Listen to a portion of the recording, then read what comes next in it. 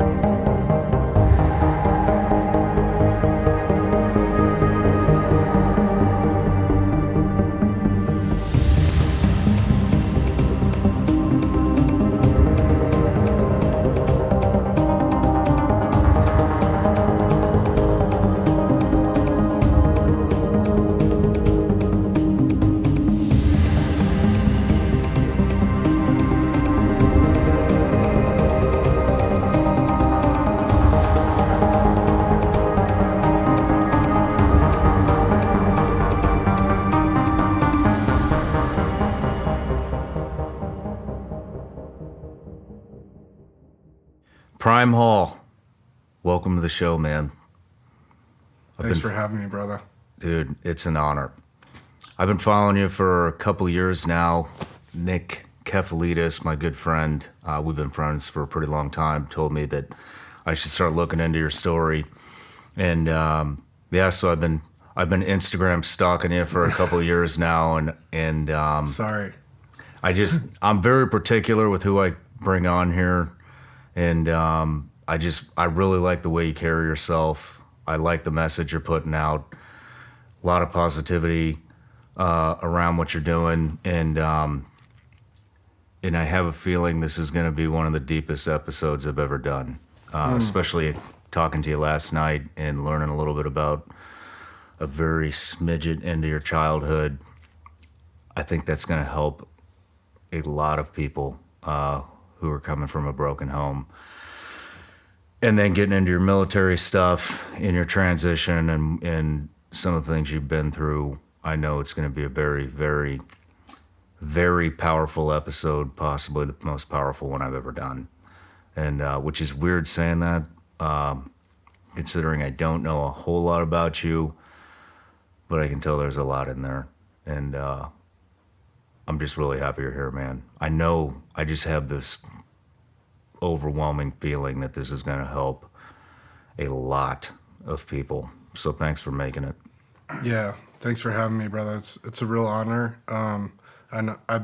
It's like we were talking about last night, how these things connect, but I've been watching the show, for over a year now, and people around me watch it, and you've had several of my close people and people that I respect a lot on the show. So, it's an honor to sit here where I know a lot of these warriors have sat and, people that I care a lot about. So thanks for having me, brother. My pleasure, man. But, so rough childhood, grew up by yourself. I remember you saying that, 14, you were out on your own. became a Marine Raider, Special Operations. Now you started the Underwater Torpedo League, which sounds like it's going to be a, what do you call it? A spectator sport? Spectator sport and Olympic sport. That's amazing. Yeah.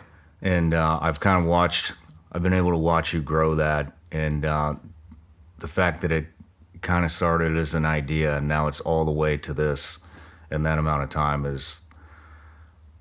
I've never known anybody who developed a sport. And so that's awesome. And I learned you got a book coming out here pretty soon. So I can't wait to dive into that. And man, we just have so much to cover, so much ground to cover. Psychedelics, transition, getting better, childhood, all kinds of stuff. So we'll start with childhood and just go through your whole life story. This is your biography. But everybody gets a gift. All right. Almost everybody gets a gift before we get into the weeds. Yeah. Surreal. Any guesses? Gummies. Gummy Damn, bears. you're the first one to guess it. Yes. Solid, bro. There it is. All right, cool. There it is. Thank you, man. My Appreciate pleasure. Enjoy them. Legal in all 50 states. Some, fortunate for some are disappointed in that, but. Yeah, no, dude. But so before we get into childhood, I want to. I have a Patreon community, Vigilance Elite Patreon community, and we go over all kinds of stuff in there. It's an awesome community. But one thing that I do is I give them a preview of who the upcoming guests are on the show, and there are top supporters. They're why you're sitting here. They're why I'm sitting here. They're the reason all this has come together. Really, the sole reason this has all come together, because I couldn't finance this all by myself. So it's from them. So anyways, I give them an opportunity to ask the upcoming guest questions. And there were two really good questions that I think are perfect for you. And so the first Patreon question's from Dan Wessinger. And his question is, when working with different demographics, professional athletes, Olympic athletes, military members, regular folks, who has the most fortitude? Who says, screw this, I'm done first? Just curious. I'll bet we would be surprised.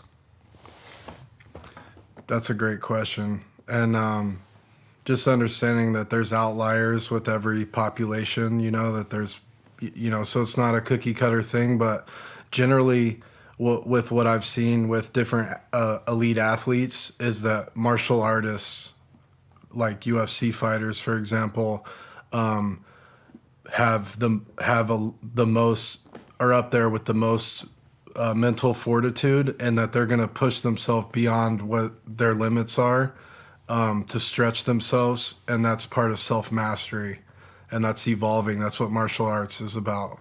And so, like how that translates into some of the training that we do is like they're the ones that are going to show up the most, that are going to push themselves the most underwater or with the breath hold or with their training in their fight camp that they're doing with us at the pool or whatever it is that they're doing.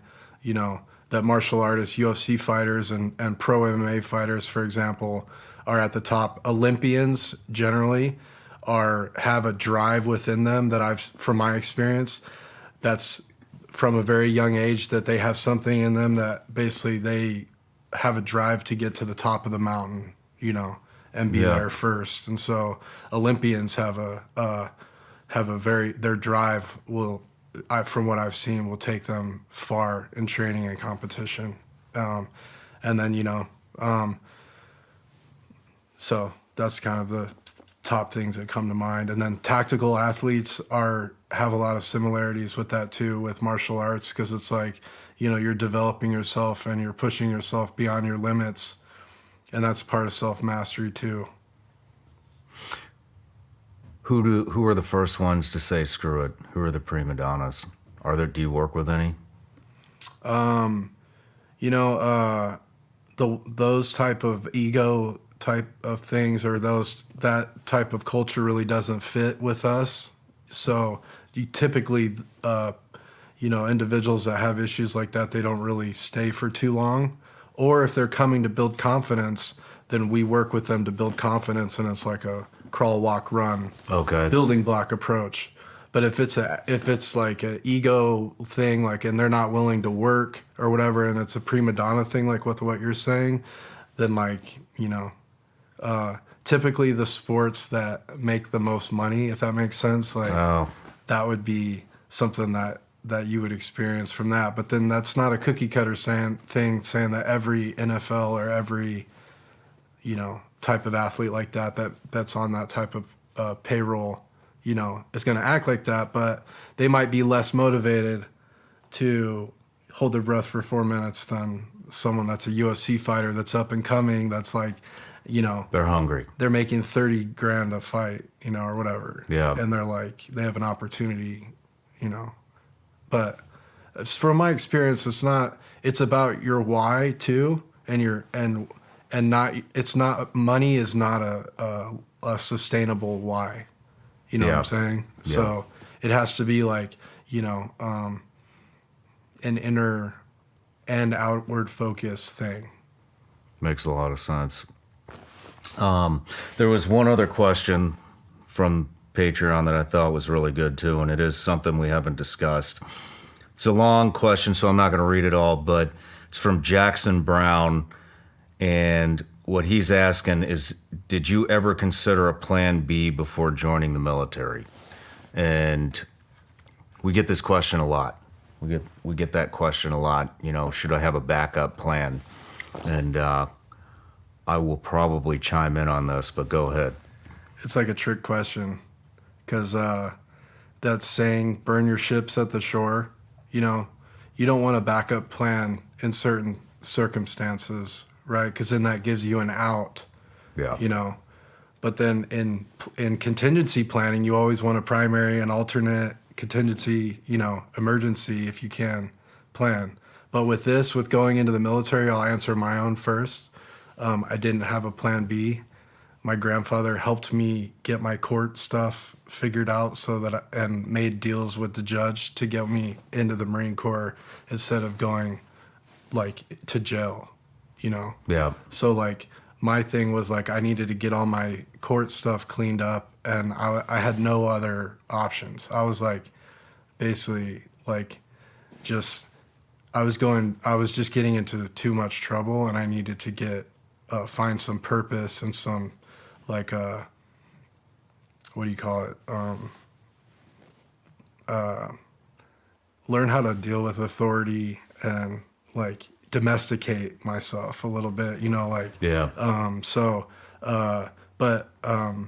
I didn't have a plan B. I was like by the grace of God, I got into the Marine Corps after a year of like paperwork and waivers and shit,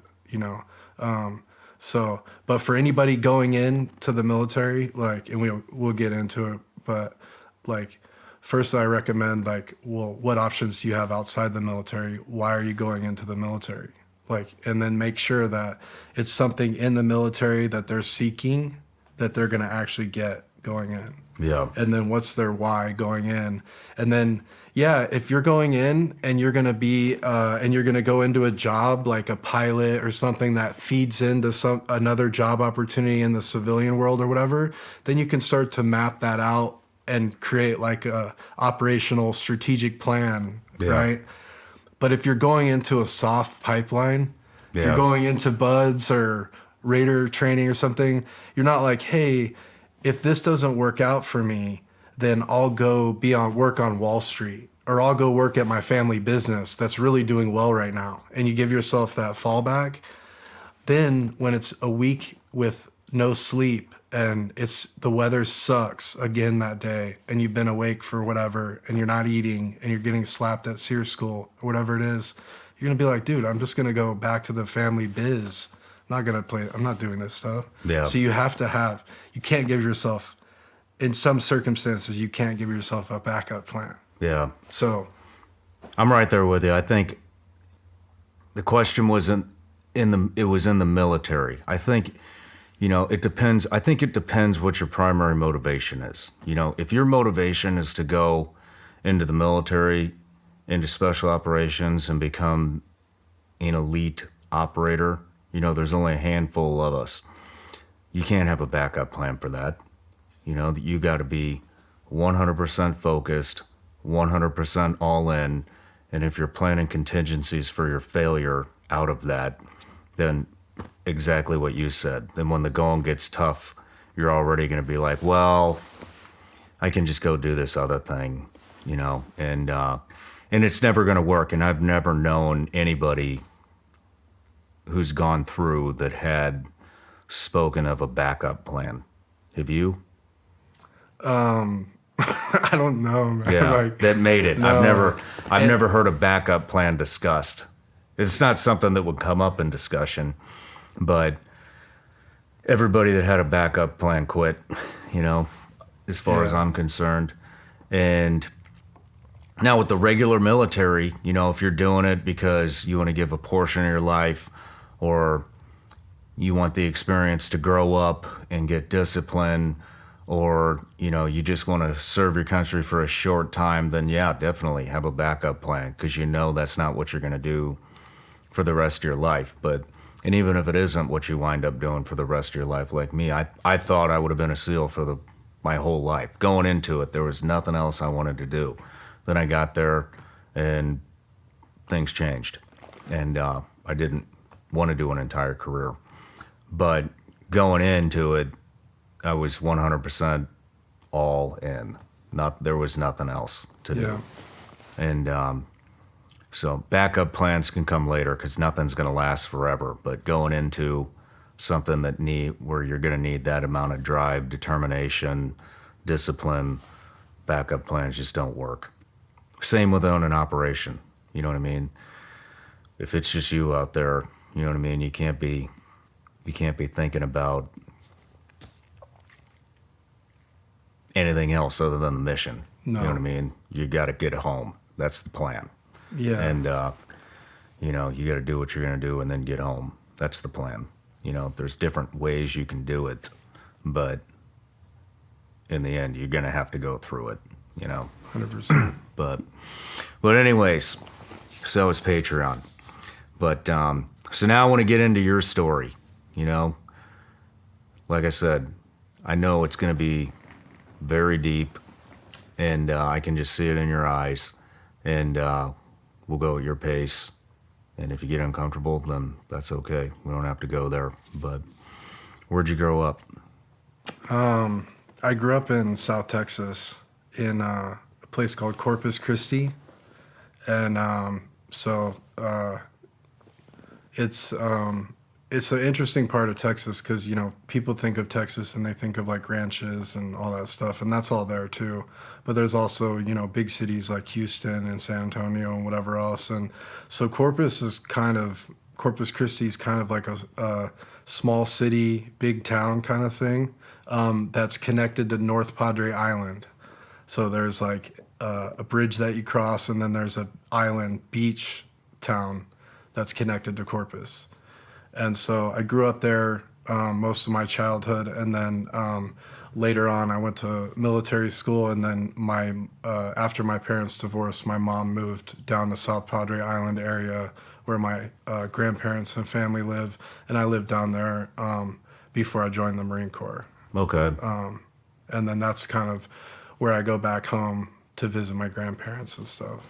Any brothers and sisters? Yeah, I have one younger sister that's 4 years younger.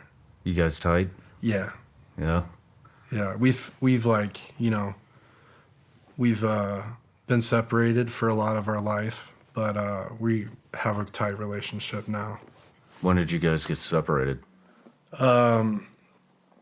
Really, like when I went into the Marines. Okay. I didn't talk to my sister much during that period of time. For about 12 years, minimal contact. And then even after that. Do you want to talk about your childhood? Yeah, sure. What'd you like to do? It's funny because my grandmother Barbara that's passed away. I spent a lot of time with her when I was growing up, and she was a synchronized swimmer in college. So she would have me like, in these little swim things when I was like 2 years old, at the country club or at the pool, like that she lived at, taking me to these little swimsuit competitions and like stuff, Yeah. and like had me in the pool like all the time, so that was kind of like, I was never on a swim team or anything, but I was in the pool a lot. I love that. And I went to the beach a lot, and I was in the ocean a lot. And then my friends, my two best friends growing up, were brothers, and they were all into fighting and like like capoeira. Tough Man was out. That was before UFC, and then UFC was coming out. But like that whole thing. So we were very, like when I was growing up, very into like grappling and like fighting and like like warrior type activities. With my friends, with my best friend and his brother that I grew up with. And so I grew up with my parents and then my sister. And I think my first significant event was when I was 7 years old. I was at my house. There was like a gate in the front that kind of like went up to the roof on this side, and then you could climb the gate and then walk out on this little like security brick wall. Oh, wow. That was like 7 feet tall, or like 8, whatever it was, And so I used to climb up the gate, and then I would get onto the brick wall and walk across, and it's grass. So then I just hang down and jump off or whatever. And so like, I was getting up, and it's kind of a funny story about my mom, but I was climbing up the gate, I'm like kind of always on my own program. And I'm like, doing my thing, and I get to the top of the gate, and my mom's like, "Oh my gosh, no, you're gonna fall." And it was like it's like a psychological trance, when you're a kid and you're like, tell your kid, don't spill the milk. Yeah. All they know is spill the milk, Yeah. like, so it's like, you're gonna fall. And it's like, and I fell back and landed on my head. And that was my first concussion, like traumatic brain injury. I fractured my skull completely. So my head was mush for a year while my skull reformed. Starting your own business can be extremely tough, especially when you get to web development. You never know who to trust, especially if you're not a techie like me, and that's where Shopify comes in. Not only do I personally endorse Shopify, but I also utilize the platform for ShawnRyanShow.com, and here's why. Shopify is the e-commerce platform revolutionizing businesses all across the world. Whether you're selling Vigilance Elite gummy bears or Vigilance Elite gummy bears, Shopify simplifies the selling process both in person and online so that you can focus on successfully growing your business. Shopify covers every sales channel from in-person POS system to an all-in-one e-commerce platform. It even lets you sell across social media marketplaces. Packed with industry-leading tools, ready to ignite your growth, Shopify gives you complete control over your business and your brand without having to learn any new skills in design or code. Thanks to 24/7 help in the extensive business course library, Shopify is there to support your success every step of the way. Now it's your turn to get serious about selling by trying out Shopify. Sign up for a $1 per month trial period at shopify.com/Shawn. That's all lowercase. Go to shopify.com/Shawn. Take your business to the next level today. This is Possibility powered by Shopify. That's shopify.com/Shawn. The US dollar. How many of you out there still have any confidence whatsoever in the US dollar? Probably not very many. I don't either.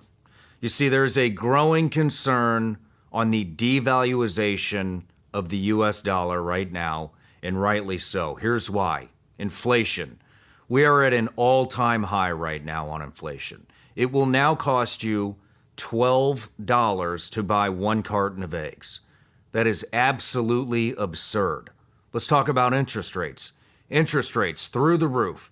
If you're in the market to buy a house right now, you're going to get roughly 50% less house because they've raised the interest rates so high. Let's talk about the stock market. Way down, especially the tech stocks. Crypto, way down. Congress, spending more money than you or I or anyone else we know can even fathom counting. And the feds, what are they doing? They're just printing money like it's nobody's business, devaluing our dollar. Meanwhile, China is running around the globe right now, striking deals. Latest one, Saudi Arabia and Iran. New oil deals, trying to turn the yen into the new reserve currency, which in turn will devalue our dollar. It might be time to start looking at where to protect your money, and you might want to look at precious metals. I believe gold and silver is one of the safest assets to protect your savings and your retirement against inflation and recession. If you're interested in investing in gold, I suggest you call my friends at Lear Capital. The team at Lear will provide helpful information about purchasing gold or converting part of your IRA or 401k into a gold IRA. Call Lear at 1-800-741-0551 or go to learshawn.com. I started investing in gold back in 2020. When I saw what was going on back then, I knew we were in for a financial crisis, and I started investing in precious metals immediately. Once again, call Lear at 800-741-0551 or go to learshawn.com and get your free gold and silver investor guides and receive up to $15,000 in free bonus metals with a qualified purchase. Information contained within Lear Capital's website is for general educational purposes and is not investment, tax, or legal advice. Past performance may not be indicative of future results. Consult with your tax attorney or financial professional before making an investment decision. Damn, how high was this? Like 7 or 8 feet tall, but I landed directly on my head. Oh, shit. Yeah. So that was like, like I just remember like, them trying to keep me awake, taking me to the hospital, in the hospital, going through the MRI, like, what is this? Yeah. And then had a bunch of MRIs. But anyway, so that experience, I was like, for a year, I couldn't do play or do anything. Like I was like reforming, my skull was reforming, so I was in a sensitive kind of thing. Yeah. And then, fully recovered from that. I had a lot of headaches, I remember, during that time period, and then recovered. We moved to a new house when I was 8 years old, and we lived there until my parents divorced when I was 12. They divorced when you were 12? Yeah, 12, 13. Like, right after middle school, going right into high school, they had moved. My mom had moved away. My sister moved away. But, like, we lived in that house from that time period. And when we moved in there, like, I don't know how long afterwards, but shortly after, I had someone that was coming up to my window in my house, because like the house was structured to where it was like my parents' room was in the back, like where the backyard is, and it's all fenced in. But then my sister and I's room was on the side of the house where there was no fence, and there was a lot of vegetation around my window, so someone could come up and hide in there and basically be there, right? Yeah. So I didn't, it's kind of like a boogeyman type thing at first, right? Where it's like very scary that someone's in your window. Somebody was in your window? Yeah. It's called a peeping Tom. Yeah. Yeah. I mean, like right up on the window? Right up on the window, watching me for years, breathing on the window, like tapping the window, like psychological warfare. Because I started living staying in my closet and sleeping in there, because I didn't want this guy to see me. It was very bothersome. And I told my parents, but they hadn't caught him yet, so they didn't believe it. Are you serious? Yes. And I mean, Who did you know this person? no. How often would it happen? Like, I don't know, man. Often. Like every night? Like Multiple times a night? multiple times a week kind of thing. Holy Like shit. yeah, like this happened for a long time, and what when I was in the closet and it would get bad and I would knock on my closet wall would back up to my parents. So when I would bang on it, then they would turn the lights on in the house. So now all the lights come on and he would take off. Then we would go outside, Sometimes my dad would have his gun and we'd go outside with me. No one's there. So now it looks like I'm crazy again. Now we come back in and I'm like, so I started to just not tell him, like I wasn't reporting it anymore. And like my aunts and uncles and my people that in my family that I'm close to, they've all told me, like had conversations with me over the last few years about like, what I told them when I was this age, and that nobody did anything. But they did catch him. So my mom and dad caught the guy probably when I was 12. What happened?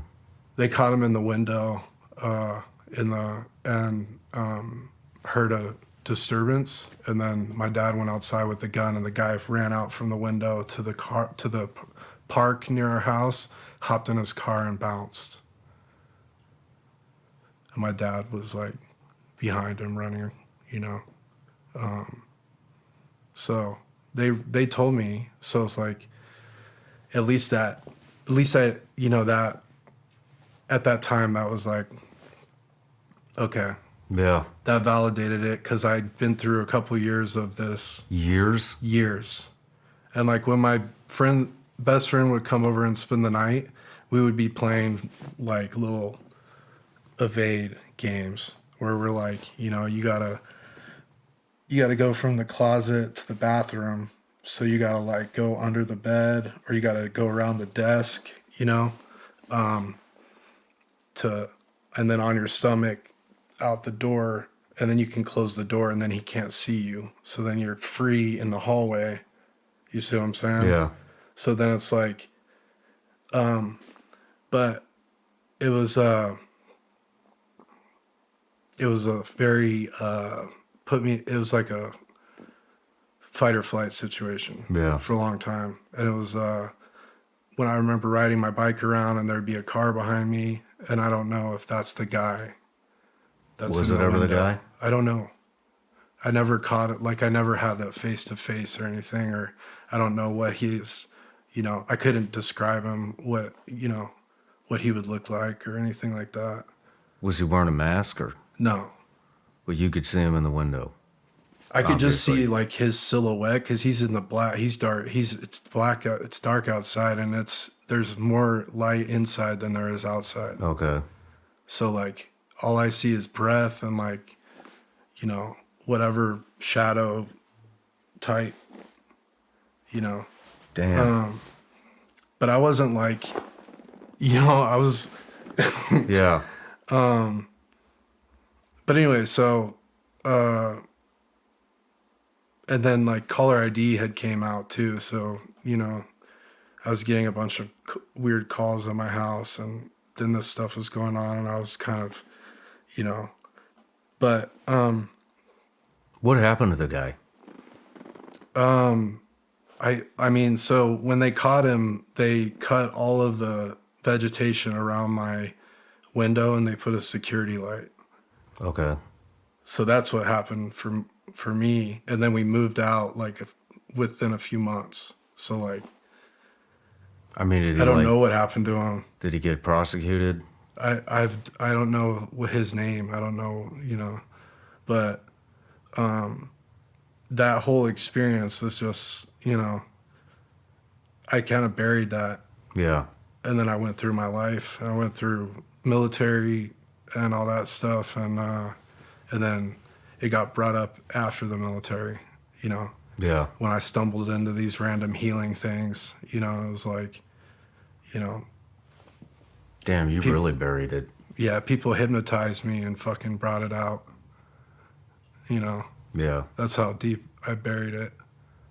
Wow. Did you realize that did you realize how deep you had buried it? No, it's just survival mechanism. Yeah. But like also, you know, that's not something you share at a cocktail party. Yeah, no kidding. So how long were you sleeping in the closet? Probably 3 or 4 years.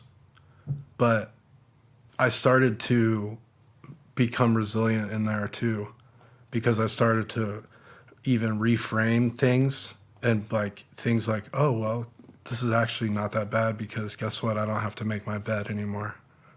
Because my bed's always perfectly made in the center of my room because I'm never going to sleep in there. Damn. And I had all these shelves in my room, and all the shelves had like action figures on them and shit. And you know what I'm talking about? Yeah. With like the fight scenes and stuff. And my bed was perfectly made. And so my room was perfect. And I was like, that's fine. So now I just stay in here. And it's like, you know, you know, my parents and I had a lot of, you know, I had a lot of abuse growing up and stuff like that in different ways. But my parents and I are close now. What kind of abuse? Well, just, you know, physical abuse, for one, with my, you know, but that was on top of this other thing that's going on that's like psychological abuse. And then I was a lot younger than most people in my grade. So growing up, I was like, you know, small, Yeah. you know. So I was like, my birthday's in August.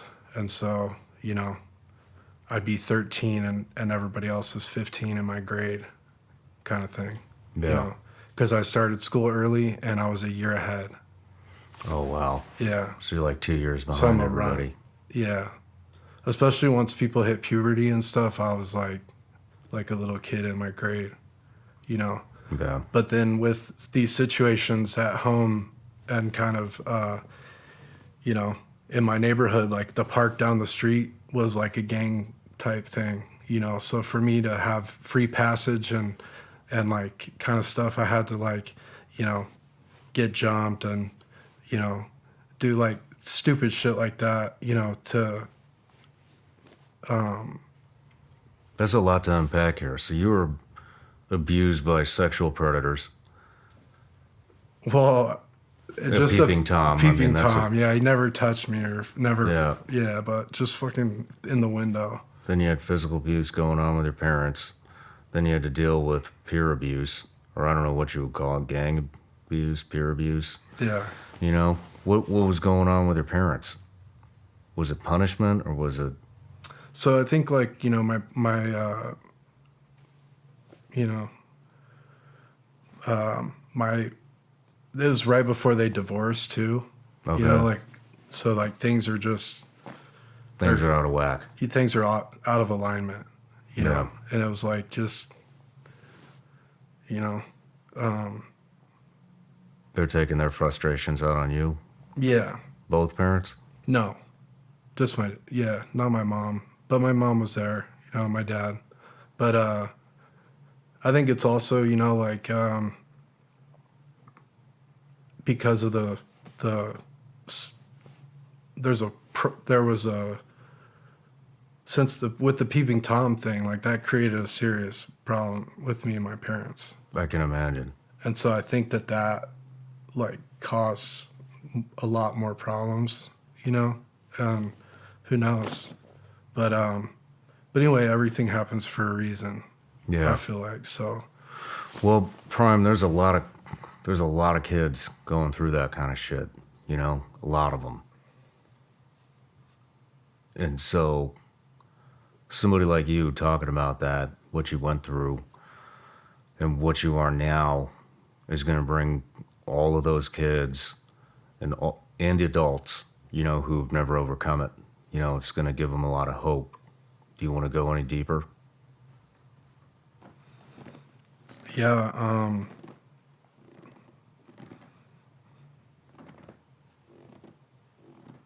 What specifically? Let's talk about the abuse from your dad. What does that look like?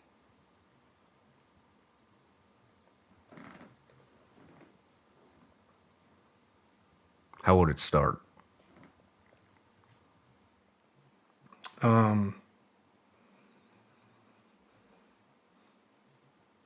You know, like if my either if I did something, you know, like I got in trouble doing something, you know, and then it just got taken way out of proportion. How old? I'd say like started when I was like 8, 9, 10, 11. Like So, legit. yeah, so honest, like little mistakes that every 8, 9, 10-year-old make, that kind of stuff. Yeah. You know, How would you get approached?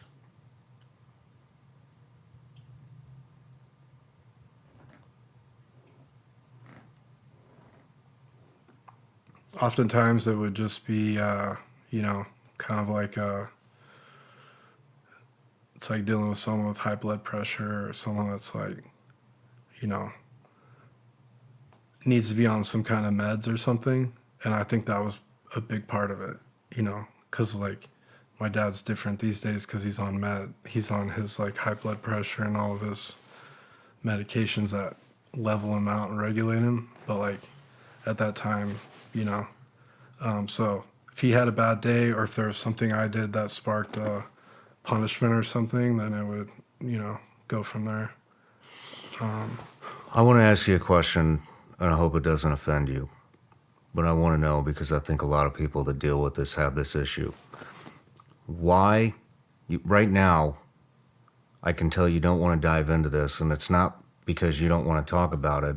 It's because you want to protect the abuser. Why do you want to protect the abuser? You're making excuses for things that happened, and they just happened. If you do tell us, that's all you're doing is telling us what you experienced. Yeah. You're not diming anybody out. You're telling us how it happened from your vantage point and how you experienced it. Why don't you want to do that?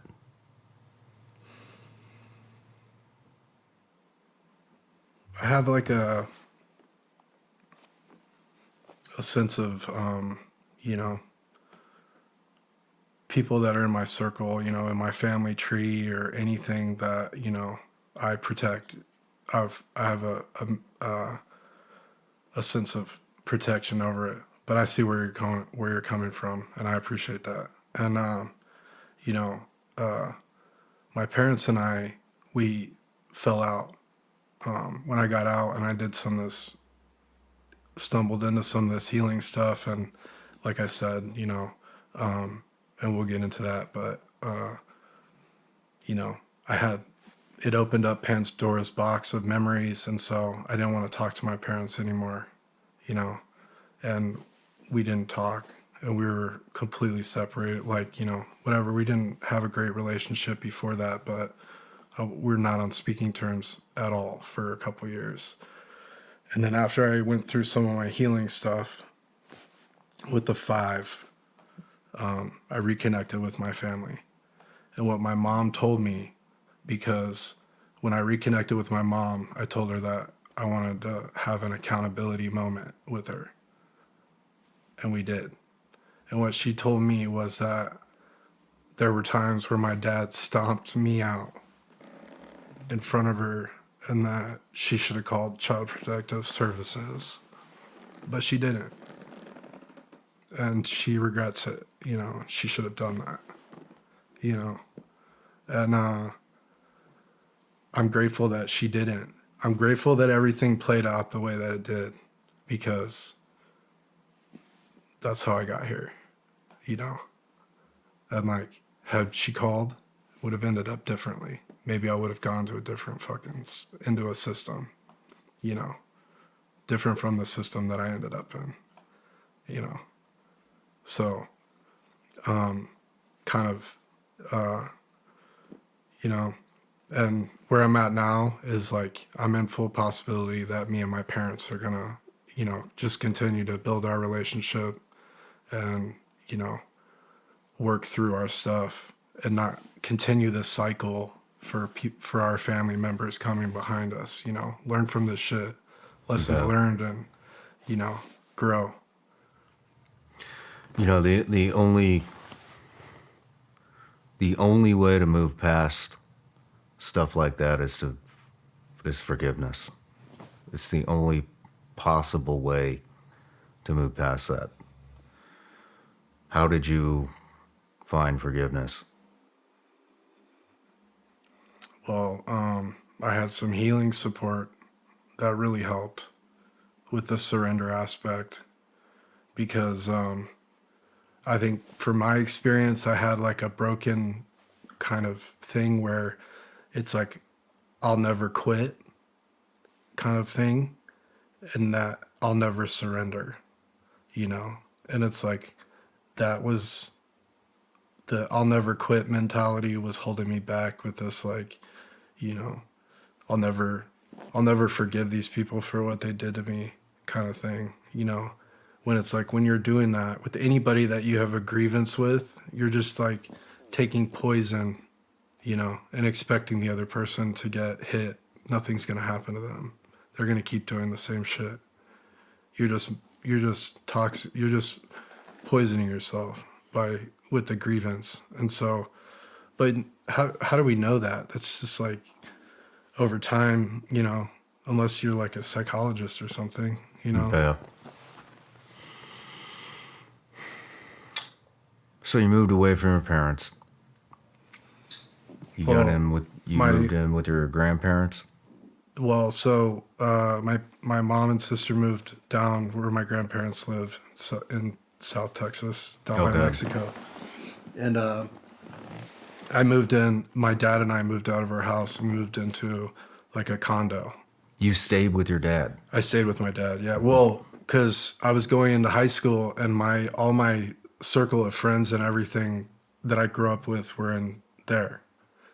So I was like, I don't know anyone down there. I'm not going to high school down there. Like, you know what I'm saying? Does that make sense?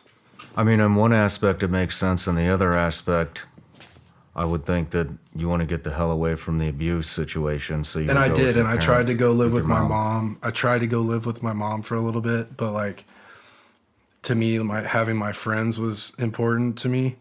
So I ended up back in Corpus, you know, because I was all the people that I really had a strong group of friends, and that was what I relied on, you know, a lot. So growing up, you know, and so I tried living with my mom for a little bit, but I moved back, and so I ended up living kind of in an apartment by myself because my dad was living with his girlfriend. And so you wanted to move back with your dad because there were no rules at this time. He wasn't. That was part of it too, because there, you know, everybody else lived with their parents and had rules. They had curfews. They weren't allowed to drink. They weren't allowed to drug. You could have parties. I get it now. yourself. You were. And I wasn't really, and I was like, but it wasn't, it was oftentimes, sometimes I would have friends over and stuff like that, but it was a lot of times just like, you know, being in there by myself. And, you know, like my grandma would give me rides to school, or I would have to figure out rides to school. And then I got my hardship license when I was 15. So I had a vehicle when I was 14. What's So- a hardship license? In Texas, you can get your license when you're a year early. Oh, a driver's license. Yeah. Okay. Driver's license. Yeah. So I was basically, you know, I had my own car and everything when I was 14, and I was, you know, living at my apartment, you know, and How were you supporting yourself? I had like a, you know, allowance to some extent, like for my family, but I wasn't, you know, I was very resourceful. Did you come from money? It sounds like What do your you mean? parents had money. No. You're talking about a gate to your house that you fell off at 7 years old. Yeah, no, I was like, it was all like, what do you call it? Middle class. you Okay. know. You're talking about an allowance that's enabled you to get a car and an apartment at age 14. Yeah, no, not like that. Like I got like a beat up ass like Mitsubishi Montero like dump truck car that I drove for a while till I totaled it, and then I got another truck or something. But anyway, it wasn't like that really. You know, I have my grandparents. My dad's parents were successful. My grandfather was a successful attorney in Texas, and then Okay. my grandparents on my mom's side are very like hardworking but successful construction people and Okay. architect, like builders. You know, So upper middle class. yeah. Okay. Yeah. But, and then growing up, I also have my uncle Steve, who's a successful business guy, marketing executive in San Antonio, Texas. And so, you know, I would go, he would take me to like the Cowboys game or something, and he'd be presenting on the middle of the field at halftime and stuff. And I'd be like, whoa, you know, like, so seeing that stuff's possible, I feel like is very important for young people, you know, to see that stuff. Cause like seeing my uncle Steve do that, and then seeing like his, you know, business that he had in his house and all of his, you know, cool stuff and whatever else. It's like, wow, someone in my family's doing this, you know, this is possible. Yeah. That's I could see how that would bring a lot of hope. Yeah. And my grandparents would take me, so every summer on vacation when I was growing up, and it was always about like to become resourceful, to learn about different cultures and all that stuff. And so sometimes we'd go to San Antonio and go like around like historical places. Sometimes we go to Mexico. And as I got older, they would take me to different places in Mexico. But a lot of summers growing up, I would go to like San Miguel de Allende in Mexico and stay for a week or two with my grandparents. And they had a house that they would stay at down there in the summer for a little bit. And so I loved the Mexican culture. And every year on Christmas Day, my grandparents would take us into Mexico with a caravan of like Suburbans and trucks, like all their construction vehicles and everything loaded with clothes, food, toys, like anything that we could scrap to give to people for Christmas. And we would go into the poorest neighborhoods and deliver all that stuff. Damn, that's awesome. And we got to a point where every year we would have to actually bribe to get across to take the stuff even, and we would still do it. And we would always make it work up until the security situation got to where it did, and we don't do that anymore. What's the draw to Mexico for your family? Do you have Mexican heritage? Yeah, on my grandfather's side, but you know, like my grandfather built a lot of these Mexican colonial type buildings, and so he would go into San Miguel de Allende where he would have all these special subcontractors and artists and stuff that would build all these, you know, special finishes that he would put on these buildings and houses and stuff. So, you know, they were constantly going down there for, you know, construction materials and art stuff and all that type of stuff. So, you know, I've just always been going. We used to go hunting in like duck hunting at a ranch in Mexico, almost every year.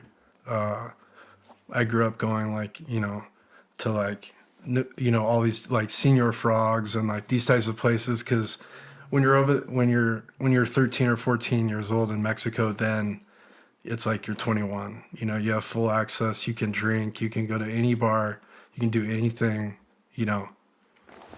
What kind of stuff were you doing? We kind of brushed over this last night at dinner on purpose because I wanted to keep it vague for today.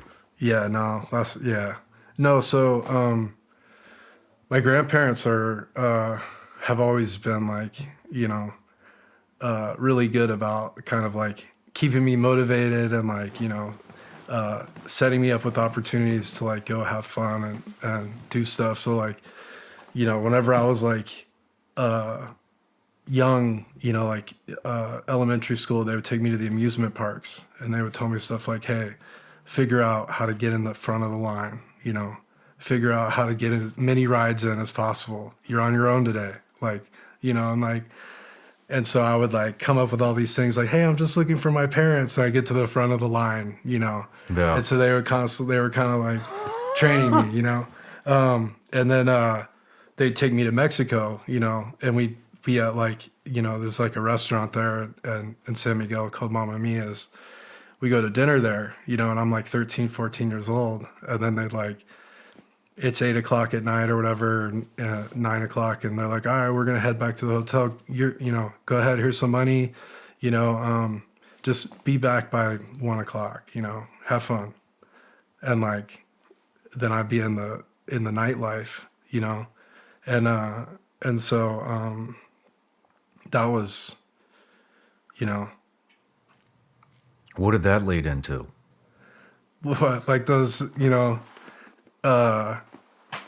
just, I mean, being young and being exposed to like, you know. I mean, you're talking 13 years Adult old shit. with a 1 o'clock curfew and grandparents giving you money to go party in Mexico. Yeah. I literally have never heard that before. Yeah, dude.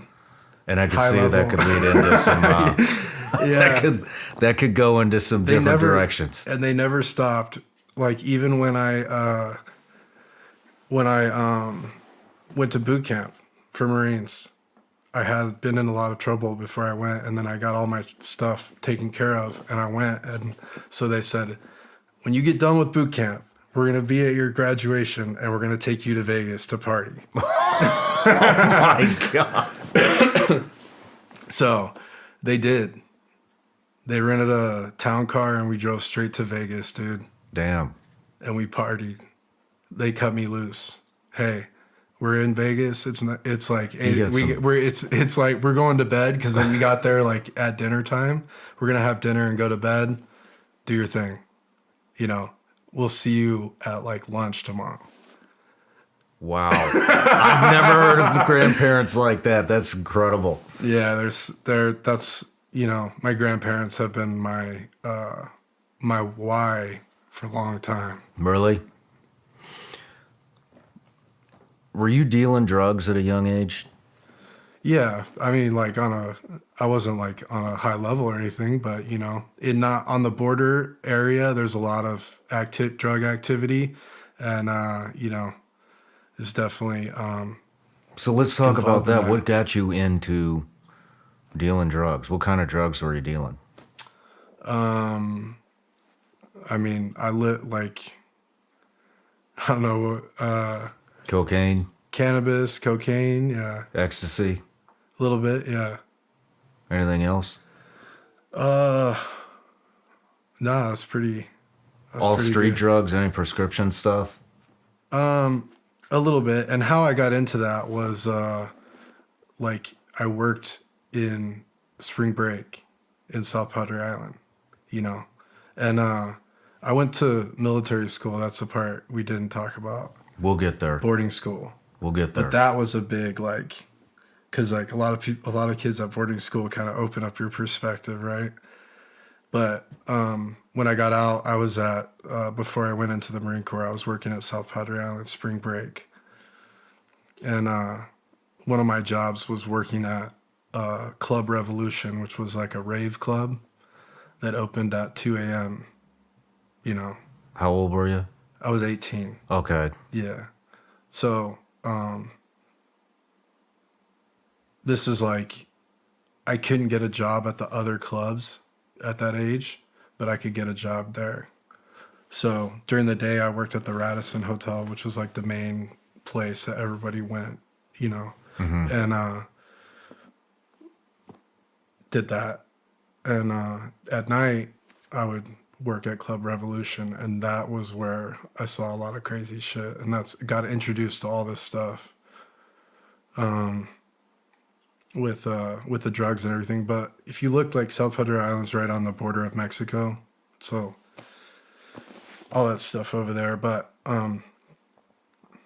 with all that stuff, like getting into all that before I went into the military, I'm grateful for that, because I don't want to be involved with that stuff at this point in my life. Yeah. Like, I've already been around that street life. How did you first get into dealing drugs at 18? Is that when you first started, was 18 years old? Yeah, working at, you know. Let's get into the nitty gritty. Like, how did it go? So, you know, you basically get, you know, back then, like with cannabis, it was about hydroponics. You know what I mean? So like you get access to like a pound of hydroponics, and then you got a digital scale, and then you're breaking off, you know, grams to eighths to quarters to ounces to QPs, half pound, whatever it is that you're doing with whatever it is. And then depending on how well someone teaches you, then you're basically got your business of how much you get it for, and then how much you break it off for and sell it for. I mean, with that, I guess what I'm kind of getting at is something has to spark the interest into getting into that kind of a business, you know? So were you just doing it and then selling it to friends, or was this... No, I think it was this just an operation? Yeah, I think it was just that, like, you know, I was being gravitated in these environments that I was in towards like the hitters, you know, towards the action type people that were like, I don't know, prominent in the scene. Yeah, the ones that like seemed like they had shit figured out. I don't know, you know. Okay. And it's like, I'm here, I work at this club, and these guys have all these things that they're doing, right? Yeah. And so talk to those guys if you want to start getting like... If you want to be like them, then start doing what they do. Yeah, but at that time, like, to be completely clear, I was getting in so much trouble, and I wasn't anywhere happy or fulfilled or like liked any of this stuff. And that's why I was beating my head against the wall. And I have so much drive and everything, but if I don't have purpose, then like I'm just gonna end up like in trouble. Yeah. You know what I'm saying? I have drive. I want to make impact, but if I don't have purpose and I'm not like on some kind of a path or have a mechanism to add value to something, then like it's just gonna go down. But I think also, like, dude, we see all these movies and they glorify all this stuff, right? And that's our culture. And then I live in an area that's like Scarface, machismo, like drug dealer, kind of like suave type culture. And that's not realistic. Yeah. That's a pipe dream that they sell you on a movie or something, you know. And that these guys, all those guys that were cool in the club, they all died or went to jail or have miserable existences in some way, or hiding out from people, or they got robbed. Yeah. You know, like... I can imagine. How many people were you dealing to? What do you mean? When you were dealing drugs? How many people were you dealing to? I mean, dude, 10, 20, 100?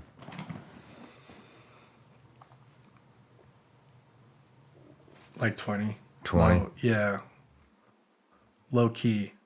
And then I had experiences where I would live with drug dealers, but I wasn't really like the dealer, you know? So, You lived with drug dealers? yes. How did that happen? I went to, so when I graduated college or high school, my first college that I tried was Texas Lutheran University. And when I got to that school, my roommate was a drug dealer. And we ended up moving out of off campus and living together. And he was a drug dealer from New York City. And Was it pushing a lot of drugs or? he was pushing like I would say like he was a cocaine dealer, but he was getting like fronted like a few ounces and flipping them over a couple weeks or something like that. Okay. So nothing major. Nah. Nothing major. No, but some of those guys got into major stuff, you know, while I was in the military. Yeah, I can imagine. But so I really lucked out. Let's go back to military school. What got you in there? Well, did I cover what you were talking about with the childhood stuff? Yeah. Cool. Yeah. So military school was a blessing for me because my grandparents had came to take us on a summer vacation, and they saw for the first time that I was actually living by myself in the apartment, and they're like, "Damn," you know. They're like, you know, Totally blindsided by it. their minds were blown, and they didn't have a good relationship with my dad because they're, you know. This is your mom's Yes, parents. yeah. Okay. So since the divorce, they were not, you know, so that they were just like, this is unacceptable. So when I went back, or when we went on the vacation, we were up in San Antonio, and there were these kids from Texas Military Institute. That's called TMI. That's like a military school there. And they were in uniform out at the mall that we were at. And I was like, man, I wish I could do something like that, you know. And my grandparents lived near a military school, Marine Military Academy in Texas, in Harlingen, Texas. And so they're like, had like a light bulb. And whenever we got back, before school started, they offered to take me on a tour of the school, of military school. So I went down and I went on a tour, like golf cart around this beautiful campus. Dude, like, here's a gym, you're going to have access to that. Here's where you're going to live. Here's the chow hall. Here's like the Iwo Jima monument. Here's like all this stuff. And it's just like this historical, like just powerful, you know, tour. And I'm like, yeah, of course I'm in. My grandparents are paying for me to be there. They're going to pay for me to be there. It's like, I don't know, 20 grand a year or something, you know? So I was like, yeah, dude, I'm in. And most kids get sent there unwillingly, against their will. I was almost one of those kids. Get in trouble. Yeah. It was threatened several times. There was no part of me that wanted to go to a military school. Dude, that's awesome, man. It's so fascinating because when I got there, it's like learning everyone's story of how they ended up there. It's really cool. You know, a lot of people have like some type of criminal thing that got them there, you know, and there's kids from all over the world. We had like the second richest family from Russia kid that lived with me. That was in my thing. We had a lot of people from Mexico, from all parts of Mexico, you know. But like my first roommate, for example, he got caught driving around in a Suburban, rolling the windows down, blacked out, paintballing, spray painting, or spraying people on the street with paintballs. And then like went back to his house and they had got his license plates or whatever, and that's how he ended up there. He ran away every night until he got sent home, you know. Yeah. But it was like, so anyway, getting to military school, dude, was awesome. And getting in there was like, you know, is a real environment because you live there, there's fights, and you can't talk and expect that someone's going to protect you, or that like you're going to get to just walk away from that. You know, you got to stand behind your words and, you know, prove yourself, especially at the beginning, you know. Yeah. Because you're living in the environment, you know. And like, it was wild. Where did your interest for the military come? Where did it come from? It was just like random. I don't have any military people in my family, you know. It was just I saw these kids in uniform and something. So even going to the military school, you didn't have any interest to go into the military? No. When did that develop?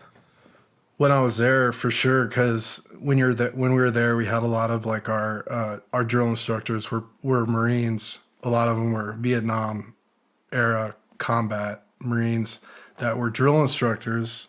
They all had been drill instructors. Some of them were, a couple of them were force recon. So we would get like, you know, we had leadership class with a force recon, you know, officer. Wow. And he was giving like, he would be showing like, you know, obstacle course and like, you know, like field training video and like all these things. So it's like you're getting indoctrinated, dude. You don't even realize it. Yeah. Like I'm watching like Force Recon and I'm just like, this is it, dude. Like this is so sick, you know. But I wasn't thinking about the military. I loved all that stuff, you know.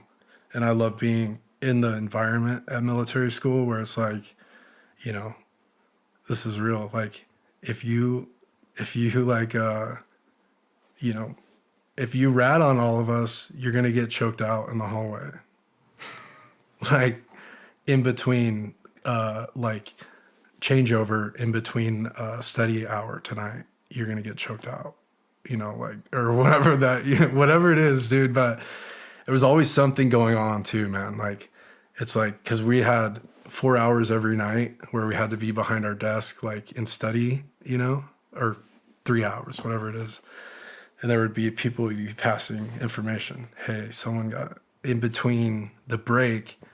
One of the kids that's here for hacking, Kim, he got caught with his arm caught in the Coke machine downstairs and he's stuck down there, you know? And so then we all go down and they're like doing crazy shit to this kid that's stuck in the thing. But it's like, there's always something every day going on. And while I was there, I had a Jeep Wrangler that I had parked because my family lived close. So I had my vehicle parked at the airport parking lot that was conjoined with the military school. So if I could find a way to get out of the gate, like, because it's a secured facility, so you literally have to break out. Like, it's not like Shawshank, but you got to get out. You got to find a way out, like, because security's roving, and there's all the things that can catch you from getting out of the initial thing. You know what I'm saying? Yeah.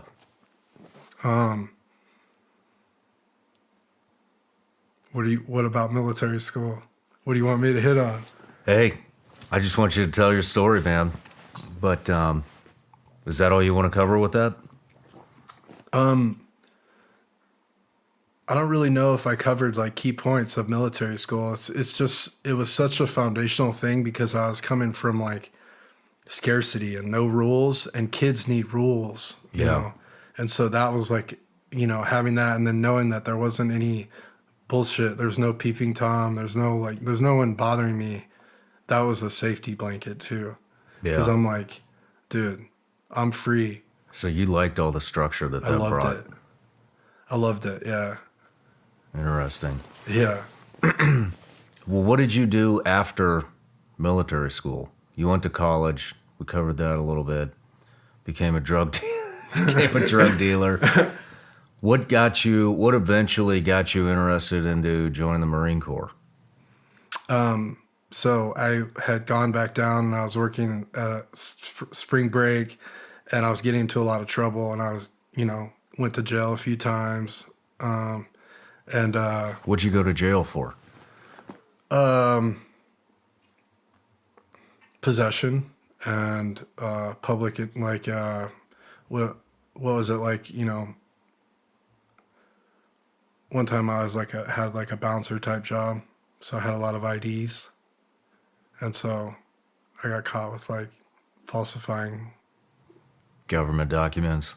Yeah, because I had an ID that wasn't mine when they searched me, Okay. or whatever, and so like stuff like that with these other things, and mainly I had one possession charge that my grandfather helped me get out of. I ended up like clearing all my stuff, at least taking care of all of it, but before I joined, but dude, like, I joined in 2005, and I probably started my paperwork in like '03 or '04 to get in. Oh, wow. But if it wasn't Iraq war, there's no way I would have gotten in, dude. Because now people with a DUI or like these things, they can't get in. And I literally had a rap sheet, Yeah. And so it was really by the grace of God that I got in. And my grandfather was like, hey, I was sitting outside of my house one morning, like no sleep, in front of my house, and my grandfather was getting up and going to work, and he walked over to me, and I was like, I'm lost. I don't know what I'm doing. And he was like, do you remember when you were at military school? And he was like, you really like that, what if I took you to the Marine recruiter and we talked to him? I was like, I don't know, man. I don't think that that's possible. He's like, well, let's just see. So we went, and I did like my ASVAB and got all my shit and, signed up, and then told him a little bit of stuff, but I didn't tell him anything really. And then when I went up to MEPS, on the bus, and went up and did all my, like, swore in and did all that stuff, like they ran my background, and then that's when all my shit popped. So then when I came back, they're like, dude, there's no way we can get you in, it's just not possible. So I went back home, and then maybe like a month later, I got a call from one of the recruiters. They're probably hurting for numbers. He's like, dude, I can't give you any guarantees, but if you'd be willing to work with us, I think we might be able to have a slight chance at wavering you through. So I went in and started writing these like witness statement waiver things, Yeah. and like getting all my story, and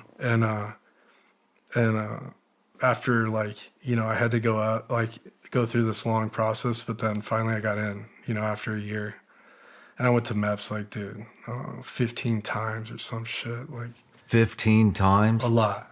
I'm saying like a year and a half in MEPS. So by the time I was in there so long that I had pissed this Marine lady off in San Antonio MEPS, to where when I finally got to boot camp in San Diego, that she put a hit on me to the drill instructors out there. So they got me off. When I came off the plane, they were waiting for me, like, before anyone else.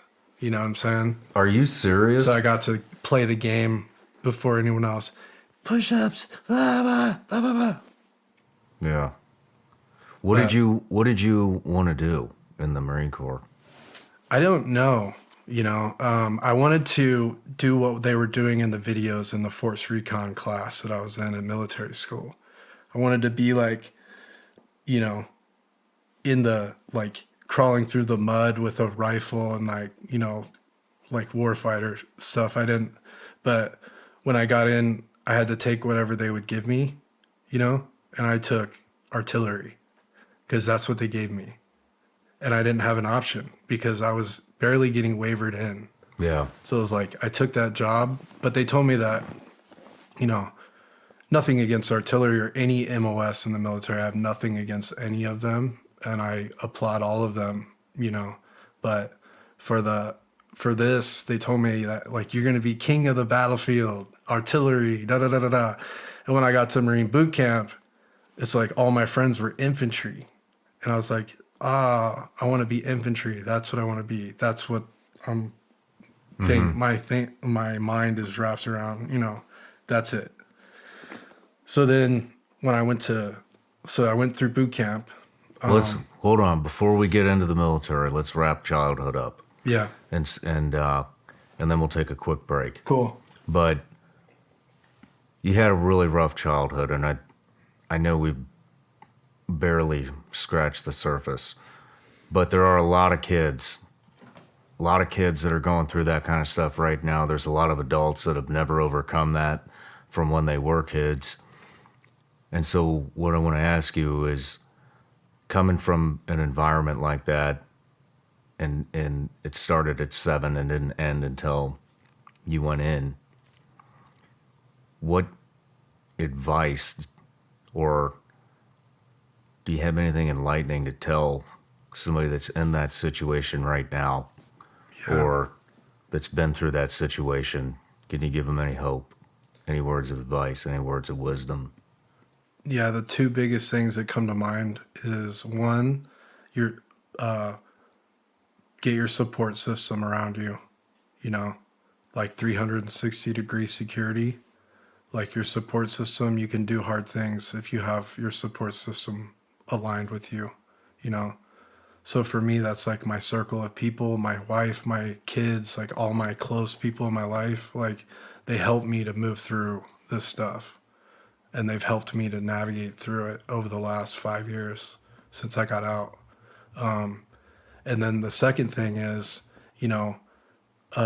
allowing yourself to feel whatever emotion that it is that's coming from that, and communicating about it, and then as soon as you're able to, like, reframe it as positively as possible that you can, So like for me, an example is like there's been a lot of breakdowns that I've had, over the last 5 years about the peeping Tom and like, why did that happen to me?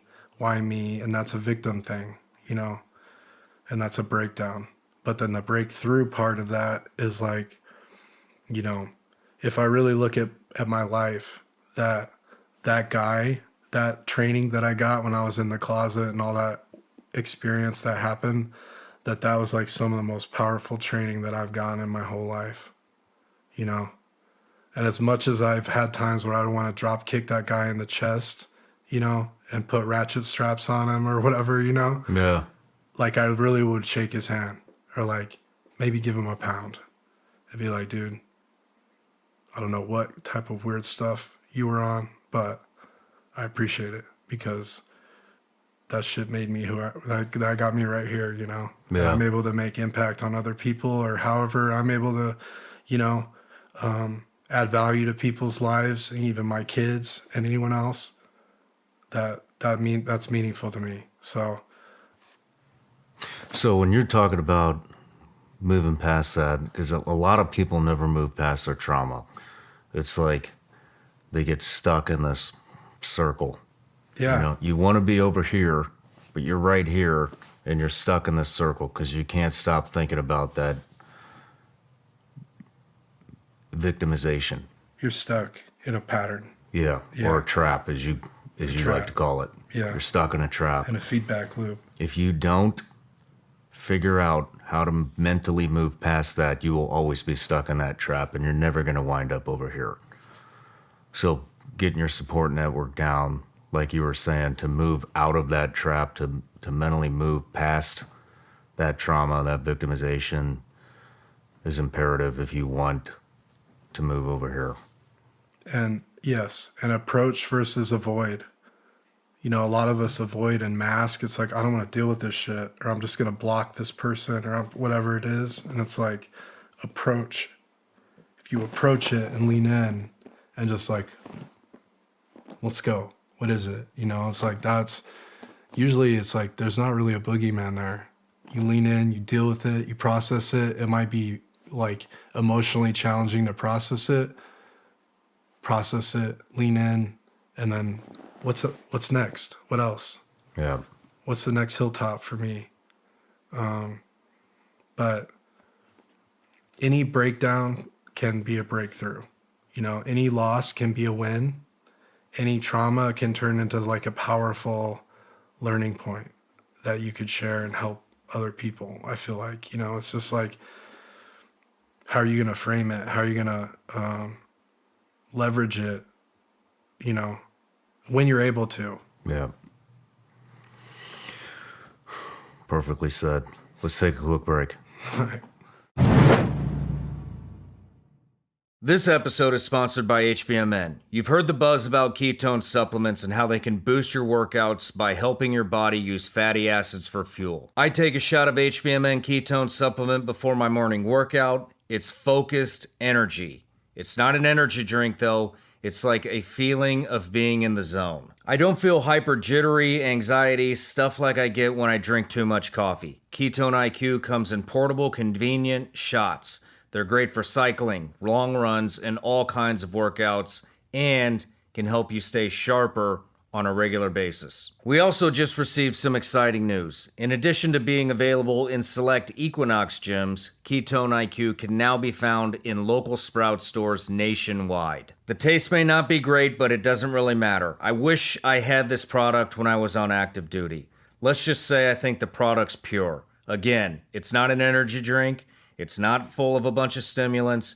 You could get better endurance. You don't get the crash. And it could help curb the appetite a little bit. Definitely a unique opportunity here in offering my audience 20% off your order of Ketone IQ. You can find Ketone IQ at hvmm.com. Use the promo code Shawn at checkout to save 20%. Plus, if you subscribe, you can save even more. This stuff is great for daily use. Use the promo code Shawn. Again, that's hvmn.com. Promo code Shawn for 20% off Ketone IQ. Serious question. Who wants to take the best shit of their entire life? Right here, I do. How do you do that? You go with Bubs Naturals Collagen Protein. You rip the thing open, you put it in your coffee, you stir it up, and you're on your way. Now, if taking the best shit of your entire life doesn't interest you, collagen will also give you beautiful hair, great skin, and nails to die for. So, and you'll recover a lot quicker in between workouts if that's your thing. So now that we got the good shit out of the way, get it? Let me tell you a little bit about Bubs, the company. Bubs is a tribute company to Glenn Bubs Doherty, who was a Navy SEAL and a CIA contractor who died defending American freedom in Benghazi, Libya. Bubs donates 10% of all proceeds to veteran organizations like the Glenn Doherty Foundation and 100% of all proceeds on Veterans Day. Let me tell you about Bubs' latest product that helps with energy, healthy digestion, your immune system, and your metabolism. Bubs Naturals Apple Cider Vinegar Gummies, which actually taste so damn good that I ate all 60 of them the first night I got them. They taste amazing, and man, I got a lot of energy now. Anyways, go to bubsnaturals.com, use promo code Shawn to take 20% off your order. Thank you, Bubs Naturals, for being a sponsor of the Shawn Ryan Show. All right, Prime, we're back from the break. We're getting ready to get into your military career. Awesome, brother.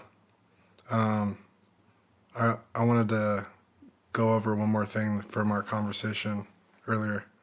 So, with childhood, right? My biggest takeaway from that whole experience is basically, fear mindset and scarcity mindset and military mindset, security mindset, how that's all connected, right? And so those experiences put me into a fear mindset and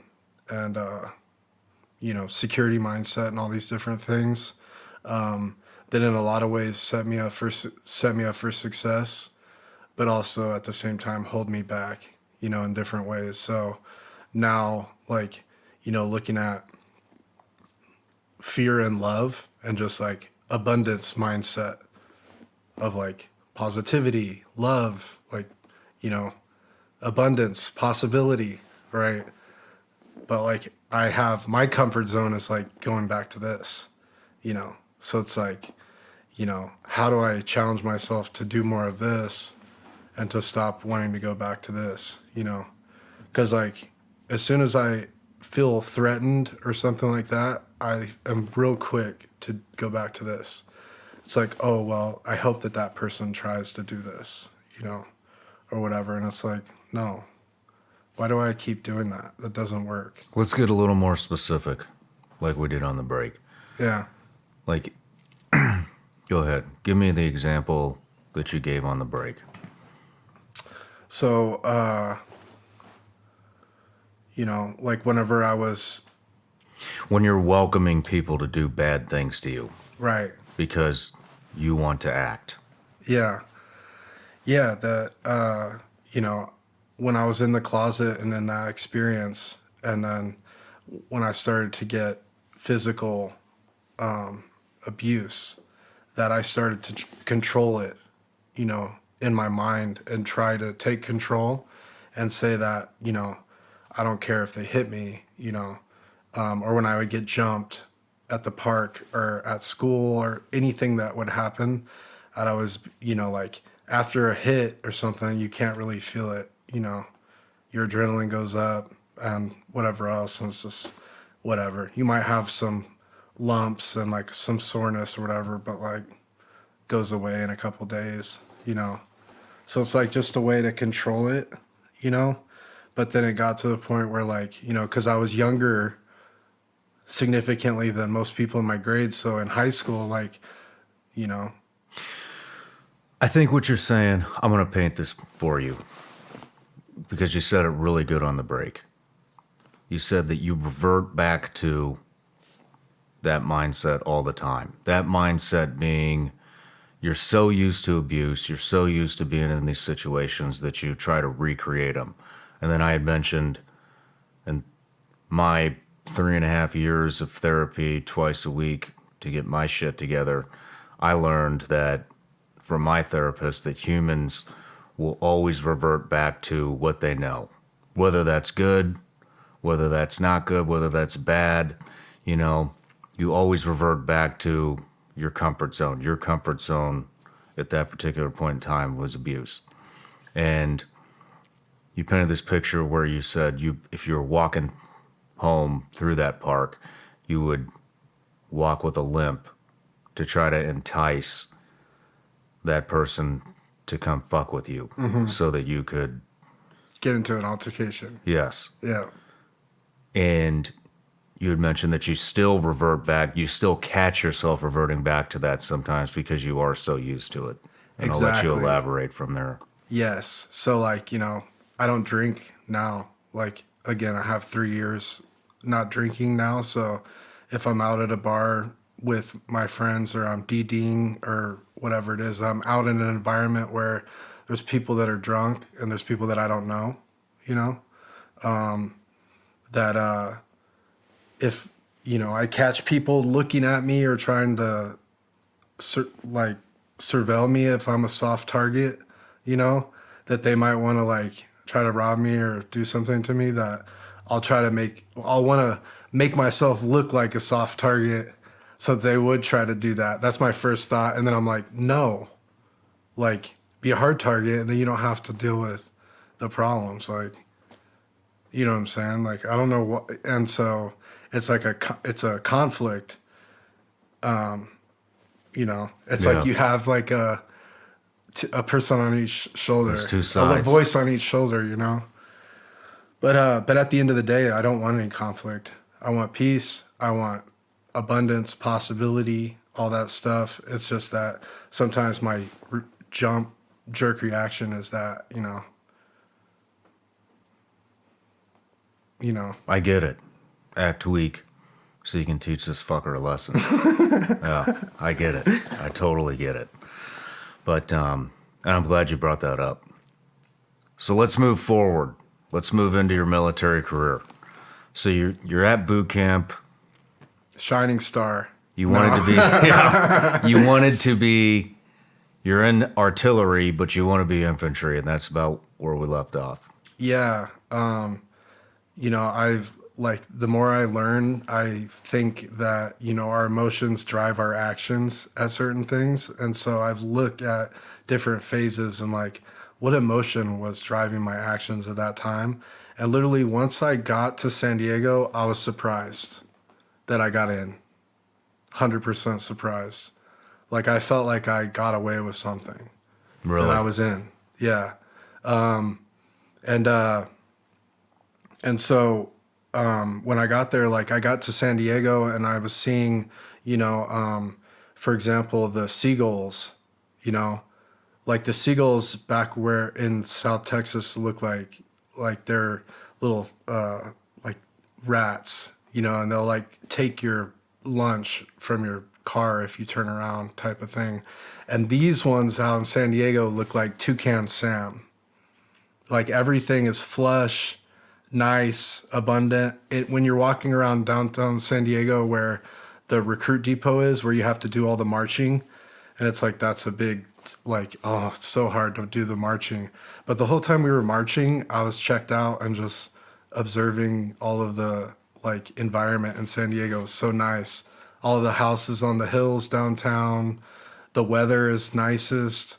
So but because that was only because I had the experience of Marine military academy.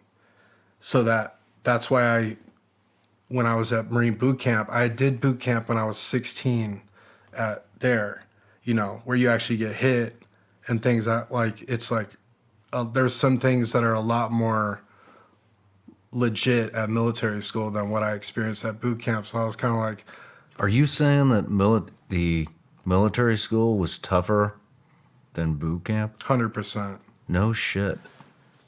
Yeah. Yeah, because, well, I mean, physically demanding boot camp, real Marine Corps boot camp, like, because they have, everything's expedited. So real Marine Corps boot camp's 3 months. At military school, it's a month. At Marine Corps boot camp, you do a 3-day crucible at the end that leads into you climbing the hill and becoming a Marine. And at military school, you do a 1-night crucible. You know? But it's like the things about military school that make it so legit and authentic is that the students run the accountability of the school inside the dorm underneath the drill instructor. So you run your own discipline. So the chain of command is the students. Okay. So you'll have, a student that's been there for 2 years that's like, got a junior leadership position. The people that have been there 3 years, 4 years that are standouts, they're the company commander. And then you have like the staff underneath them. And so like, so the students run the discipline in some ways, if that makes sense. Yeah. And so that's why, so like, and in the Marine Corps, you're not going to get hit. You're not, like, from my experience, from a drill instructor, from anything like that.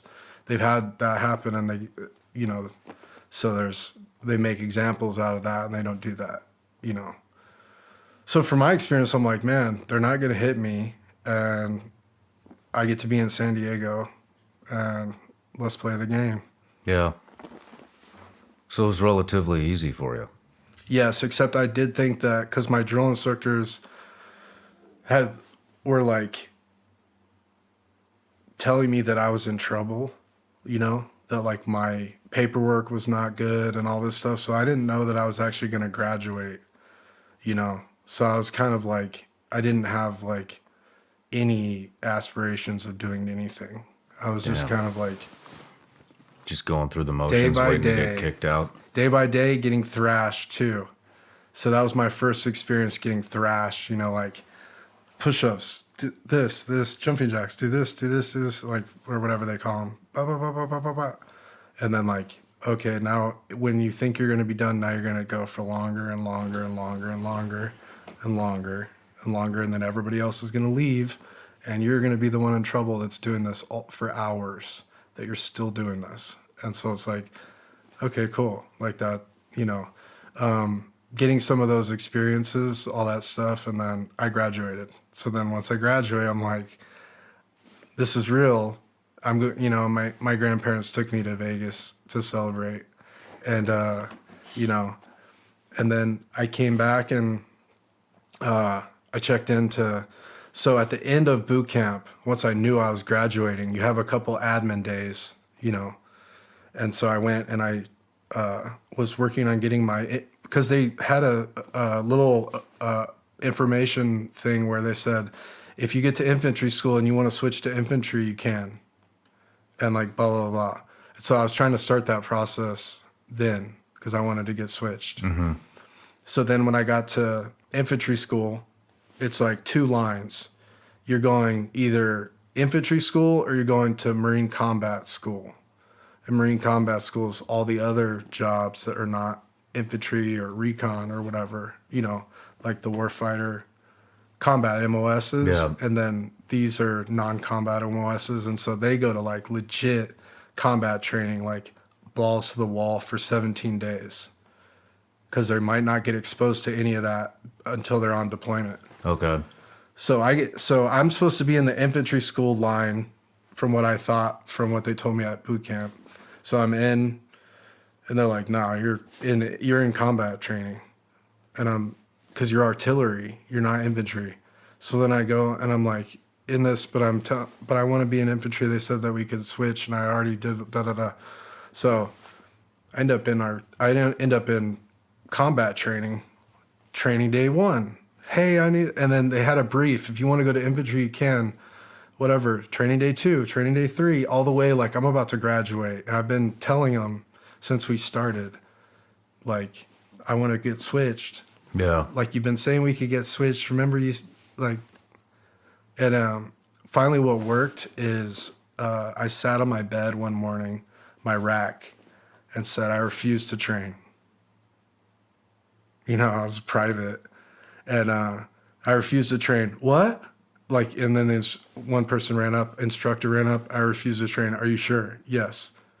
And like straight face. And then they run off and then they run back and they're like, grab all your gear and then meet outside.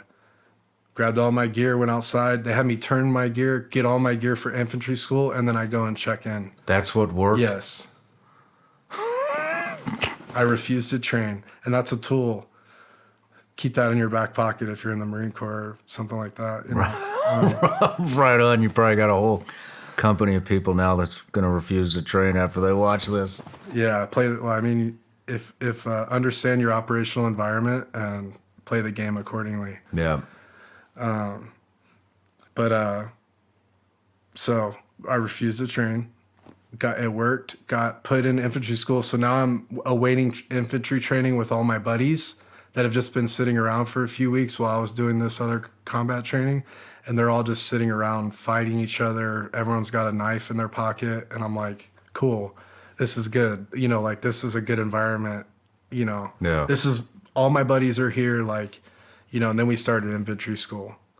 So infantry school was pretty cool, pretty standard experience.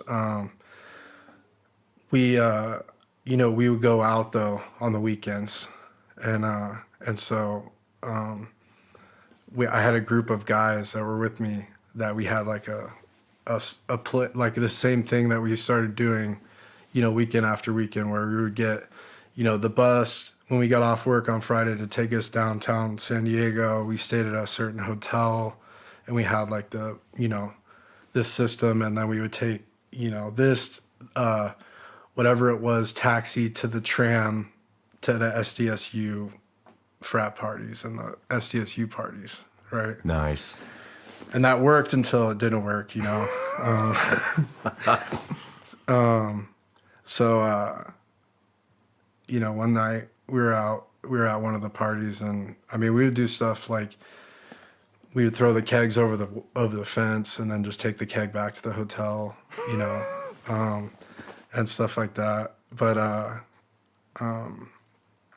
one night, somehow we thought that, because my wallet was gone, and we thought that one of the frat guys had my wallet, so we locked the front door and we started doing like wall searches on those guys, and we embarrassed a couple of them, and we took their, you know, like we emptied their pockets and like, you know, whatever. I don't remember like robbing them, but we just took their stuff out and whatever else.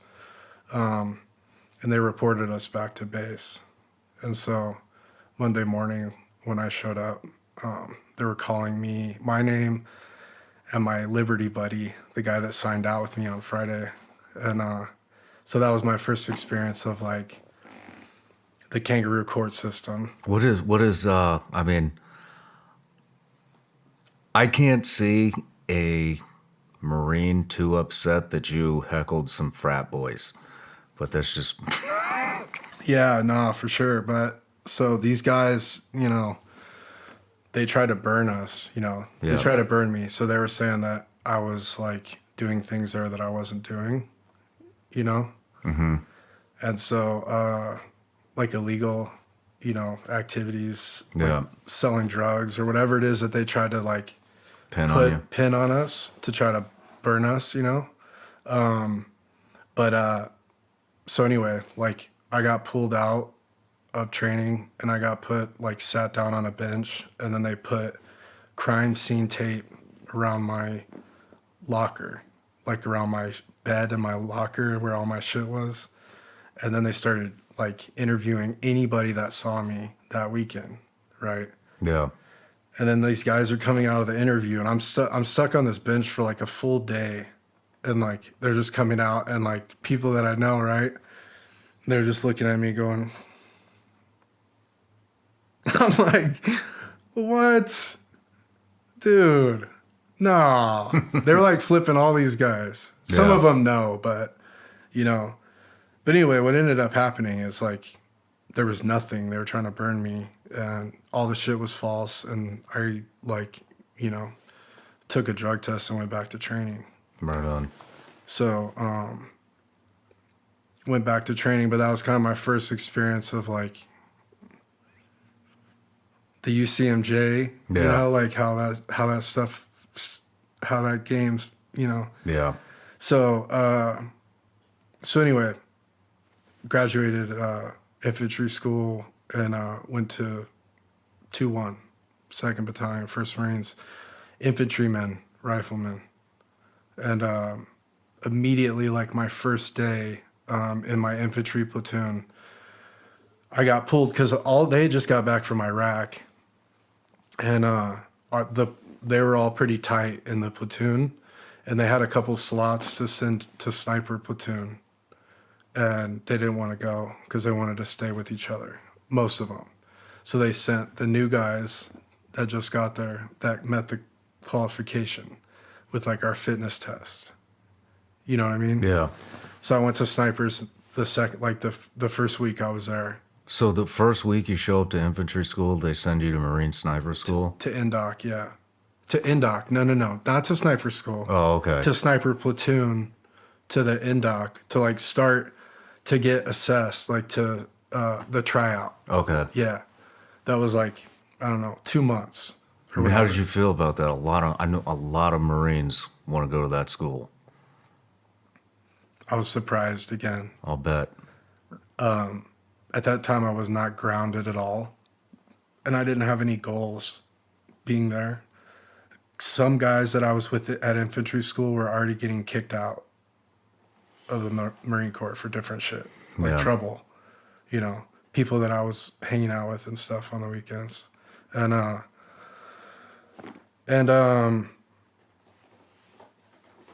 Yeah, so, you know, I was surprised, but I saw it as an opportunity, and what worked for me is one of my buddies from infantry school got put into my platoon with me, and he got the same opportunity. So it's like I a guy that was with me. Yeah. You know what I'm saying? That helps a lot. So we were both like, all right, we got to get this gear, like we're like a buddy system, So then we got into the in-dock, and then, that was a good experience too, because it was just learning like, how to like mentally deal with running the hill all day, and then doing land nav, and then doing this, and then doing the stock, and then doing that, and then doing that, and then doing that, and then being on the working party to get all the guns clean, and then doing that, and whatever. It's just like, and then crawl, being a pig, in the sniper platoon, you're like always doing all the grunt work, but they'll make you crawl from like yard line to yard line and all this different stuff. And what do you mean being a pig? Like a pig gunner? Like a 60 gunner? it's a pig. No, so like in sniper in the Marine Corps, you're a pig or you're a hog. Okay. So a pig is a professionally instructed gunman, Okay. and a hog is hunter of gunmen. Interesting. I never Yeah. heard that. Yeah, so a hog is someone that's completed Marine Corps sniper school. Okay. And so everybody else is like, you haven't earned that yet. And so guess what? You get to earn it every day. And if you live at the barracks, you get to earn it every night too, Got it. Because every time we call you out to come out front, come out front. Mm-hmm. And the terrain model that we use is right over here in the back of the barracks. And all the fighting holes are there, and all the other stuff. So there's the hill that you run. So it's like, it's always, So anyway, it was a good experience on some fronts. But I ended up, my stepmom was killed in a car accident. And so I got a Red Cross message while I was like, in training. And this is after I maybe been there for 6 months or something, right? So we're past the in-dock. We're in the platoon, and guys that I came in with are now like, some of them are starting to get ready to go to sniper school and stuff like that. But anyway, I got a Red Cross message that my stepmom got killed in a car accident. Were you close with her? I had, Not yet. what do you mean? Were you close with your stepmom? Yeah, but we actually had like, we weren't, we didn't have the best relationship, but we had a relationship, you know what I'm saying? Yeah. And so, anyway, I got a Red Cross message. My battalion was gone on a little mini float that they called Rim Pack, where they go to on the ship to Hawaii and come back, right? And so the whole unit was gone. It was really just sniper platoon and a few other people that were back, So my lieutenant was like playing God back there, and like had this thing where, I was leaving and my staff sergeant that was in charge was trying to hook me up and make sure that I got to the airport and everything. So he was like, had me get my bags ready. I had my flight, I had all my stuff to go home for the funeral. And then they had me come in to check out. And I saw the staff sergeant's face, and he was like,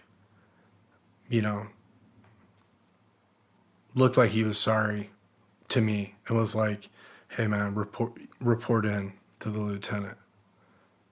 And the lieutenant's behind his desk. And so I go in and report in, like, Marine reporting, private hall or private, whatever I was, private first class hall reporting as ordered. And he was like, hey, I heard about this, the news, stuff happens. And but we just can't lose you from training right now. So what I'm gonna need you to do now is go back to your room, put your uniform on, and load up on the trucks, because we got a stock. And so I was like, and it was like hazing, but on like a psychological level, you know what I'm saying? Yeah. And so I had to just take it, but like part of me right there died. Like a flip switch when he pulled that shit to where I was like, I do not care about any of this shit. Like sniper platoon, none of you, like, you know. So I you know, I kind of like started, that shifted me immediately once they did that. I ended up going on that stalk that afternoon, and I remember I lost my veil, you know, because I was just out of my mind. And like, you know, it was kind of interesting because as I was getting, you know, kicked out of the platoon for a behavioral drop, right? Because of my relationship with the lieutenant and everything that basically from this whole thing. And basically I was like, you know, telling people at the barracks, like, I don't care what my rank is, dude. Like, we're fucking Marines. Like, it's man to man. No one else is here. I don't have you don't have your rank on your collar. Like, you know? Yeah. But that didn't work. So they didn't want to play that game. So it was all this fucking hazing bullshit, you know, that they were all keepers of the badge when this guy wasn't. The lieutenants had never been to sniper school. Don't Marine Corps officers, they don't even get the opportunity to go to sniper school, do they? They're just fucking admin nerds with an ego trip, with a power trip.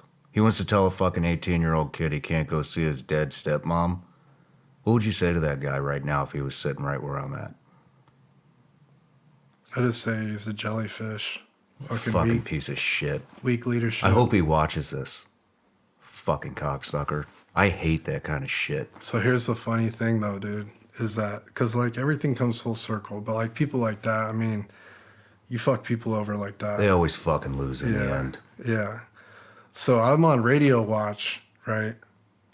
Like the least important thing on top of the hilltop, you know, and they're all like all the sniper teams get inserted, right? And it's in Camp Pendleton in Southern California, there's times of the year where it's fire zone and there's no pyro. Do not pop pyro, right?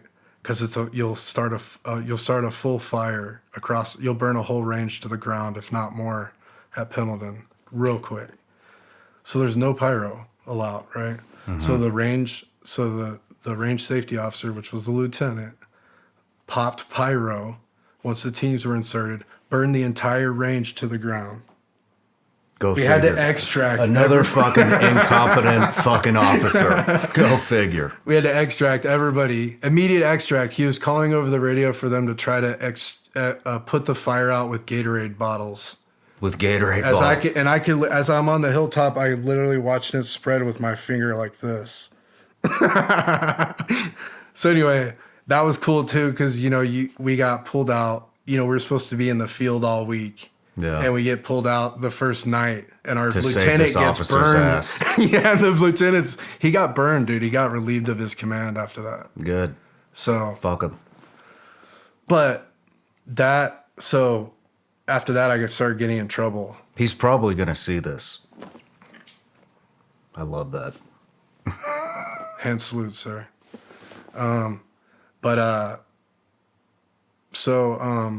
But anyway, that happens for a reason, you know, and that was a gift for me because it gave me drive and motivation that I wouldn't have had. And that's what got me into MARSOC. How did that give you drive? Because the way I understood it, the way I understood what you just said is he not only was the lieutenant on an ego trip and enjoyed fucking you out of going to your stepmother's funeral, but he also turned the entire sniper team against you with the hazing. Or were you saying that it was just him hazing? He didn't turn the entire team. There were good dudes that weren't playing that sick game, but there were a couple bad ones that were snipers that were playing the game, and I had serious mano-a-mano problems with that. And like, you know, especially with alcohol, right? So like during the day in the Marine Corps, we all have rank on, and you can say, hey, get your ass to the armory. get out here and clean this, sweep the floor, blah, blah, blah, when there's the higher ups that are around, right? It's like, da, da, da. But when it's just us, like, it's real life. There's no theater arts here. You know what I'm saying? Yeah. I don't give a shit what your rank is. Like, if you talk, like, does that make... Yeah, it makes perfect sense. I lived without rank for my first almost 3 years in the Marine Corps because I got in trouble. And it was a gift, a blessing, because I was on restriction the whole time and I was walking around with no rank, and I would watch people with rank, and I saw how it created a weakness for people. And I reframed, and I saw how having no rank is actually a strength. You see what I'm saying? How's having no rank a strength? In certain ways it is, like, because if I'm attached to my rank, that's a weakness. And if I have to use my make rank, their rank their identity. yes, like, that's what's so cool about SOF is that in Raider training, we take our rank off for 10 or 11 months, and you have to earn respect without your rank. And if you can't do that, you can't be there. Because people that hide behind their rank don't deserve to be there. Yeah. Well, there's a lot of that. Yeah. And so, and even when you get out, it's like, I get out, it's like, dude, my rank doesn't matter. What rank I had in the Marine Corps matters this much. Like, who cares about that? What attachment do I have to that? And they're like, oh, well, you were in for 12 years, and so you should kind of be like, you should only talk this much. And then this guy that's been in for 25, he should, like, it's like, no, dude, I don't really give a shit about any of that pecking order or any of that bureaucracy game. Everything's merit-based, performance-based. Like, that's the only thing that matters. Yeah. So what happens? Let's go back into that. So Lieutenant gets kicked out because he burned the damn range down. Yeah, and I'm going back to the grunts. So I just kind of go back with a smile on my face, and then, go into the grunts, and, like, it's pretty fun, like carrying a machine gun around, getting ready. We think we're going to Iraq, and then end up on my first deployment was like a year-long training deployment. Really? Yeah. But I got in trouble once majorly before I left, where, and it was like, I was upset from this incident, and I was drinking, and then I was like pushing it. You know what I'm saying? Mm-hmm. Where I was like kind of trying to see what would, going out and mixing it up, And so I was in downtown Oceanside, and I was drunk, and I got in some trouble and got rolled up by the cops, and then ended up like getting slammed and going through that whole thing. And then cops took me to the front gate at Camp Pendleton and dropped me off. And then the duty from my unit came to get me from the front gate. And I ended up like, I'm like a private, and that guy's a staff sergeant or whatever at the time. And I took his hat or his cover and did some shit, and wasn't listening to him, and didn't stay in my room when I got back like they told me to, and whatever else. And so I ended up getting like my, the little rank I had removed and put on restriction, maxed out, no pay, blah, blah, blah. And that was my first time, getting that, going through that process. And so that's the kangaroo court system, the UCMJ. So you go through, and it's like, what training or like qualifications do any of these people have to be running like legal proceedings that affect people's careers? And so, anyway, I signed this stuff, and whatever. I went through it. I fucking took it. Lost rank, pay, and all this stuff. Was on restriction, carrying a folder around, checking in after hours, every 2 hours.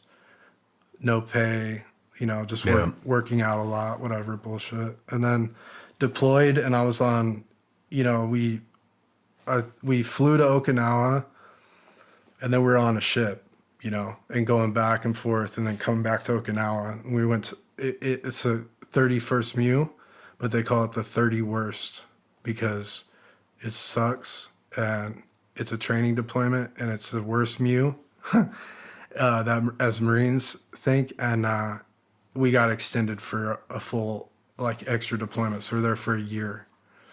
So we're going to South Korea in the wintertime doing fighting holes for a month. Miserable. Yeah. Coming back to Okinawa doing jungle training, going to Philippines doing a month in the fighting holes, training the Phil Marines. Back on the bus, back on the ship, back to whatever, going to Australia, month-long patrol with the Australian Army. Horrifying, dude. That shit, that was the hardest training that I did, that out of my whole military thing. That deployment. Legit, dude. Legit. Wow. And the infantry is no joke. And that's the thing is because in special operations training, you think, I'm going to Hell Week or I'm going to Field Week. That's a prep for Hell Week or whatever that is. And so there's going to be little to no sleep, Dude, you go do patrolling ops with the infantry Marines. They're not those guys were not sleeping. They were all Iraq vets, and they were in there. We'd get to the patrol base in Camp Pendleton. They would have already been up for 24 hours before we started. And then they'd stay up for days. And they just get so into it,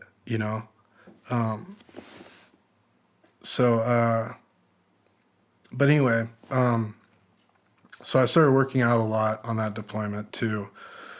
But I was on restriction the whole time. So what else are you going to do? Yeah. And then when I got off restriction, finally at the very end, I got in trouble real quick. So we were at Camp Hansen in Okinawa, and it's I don't know, really hot out there, and blacked out drinking, and it was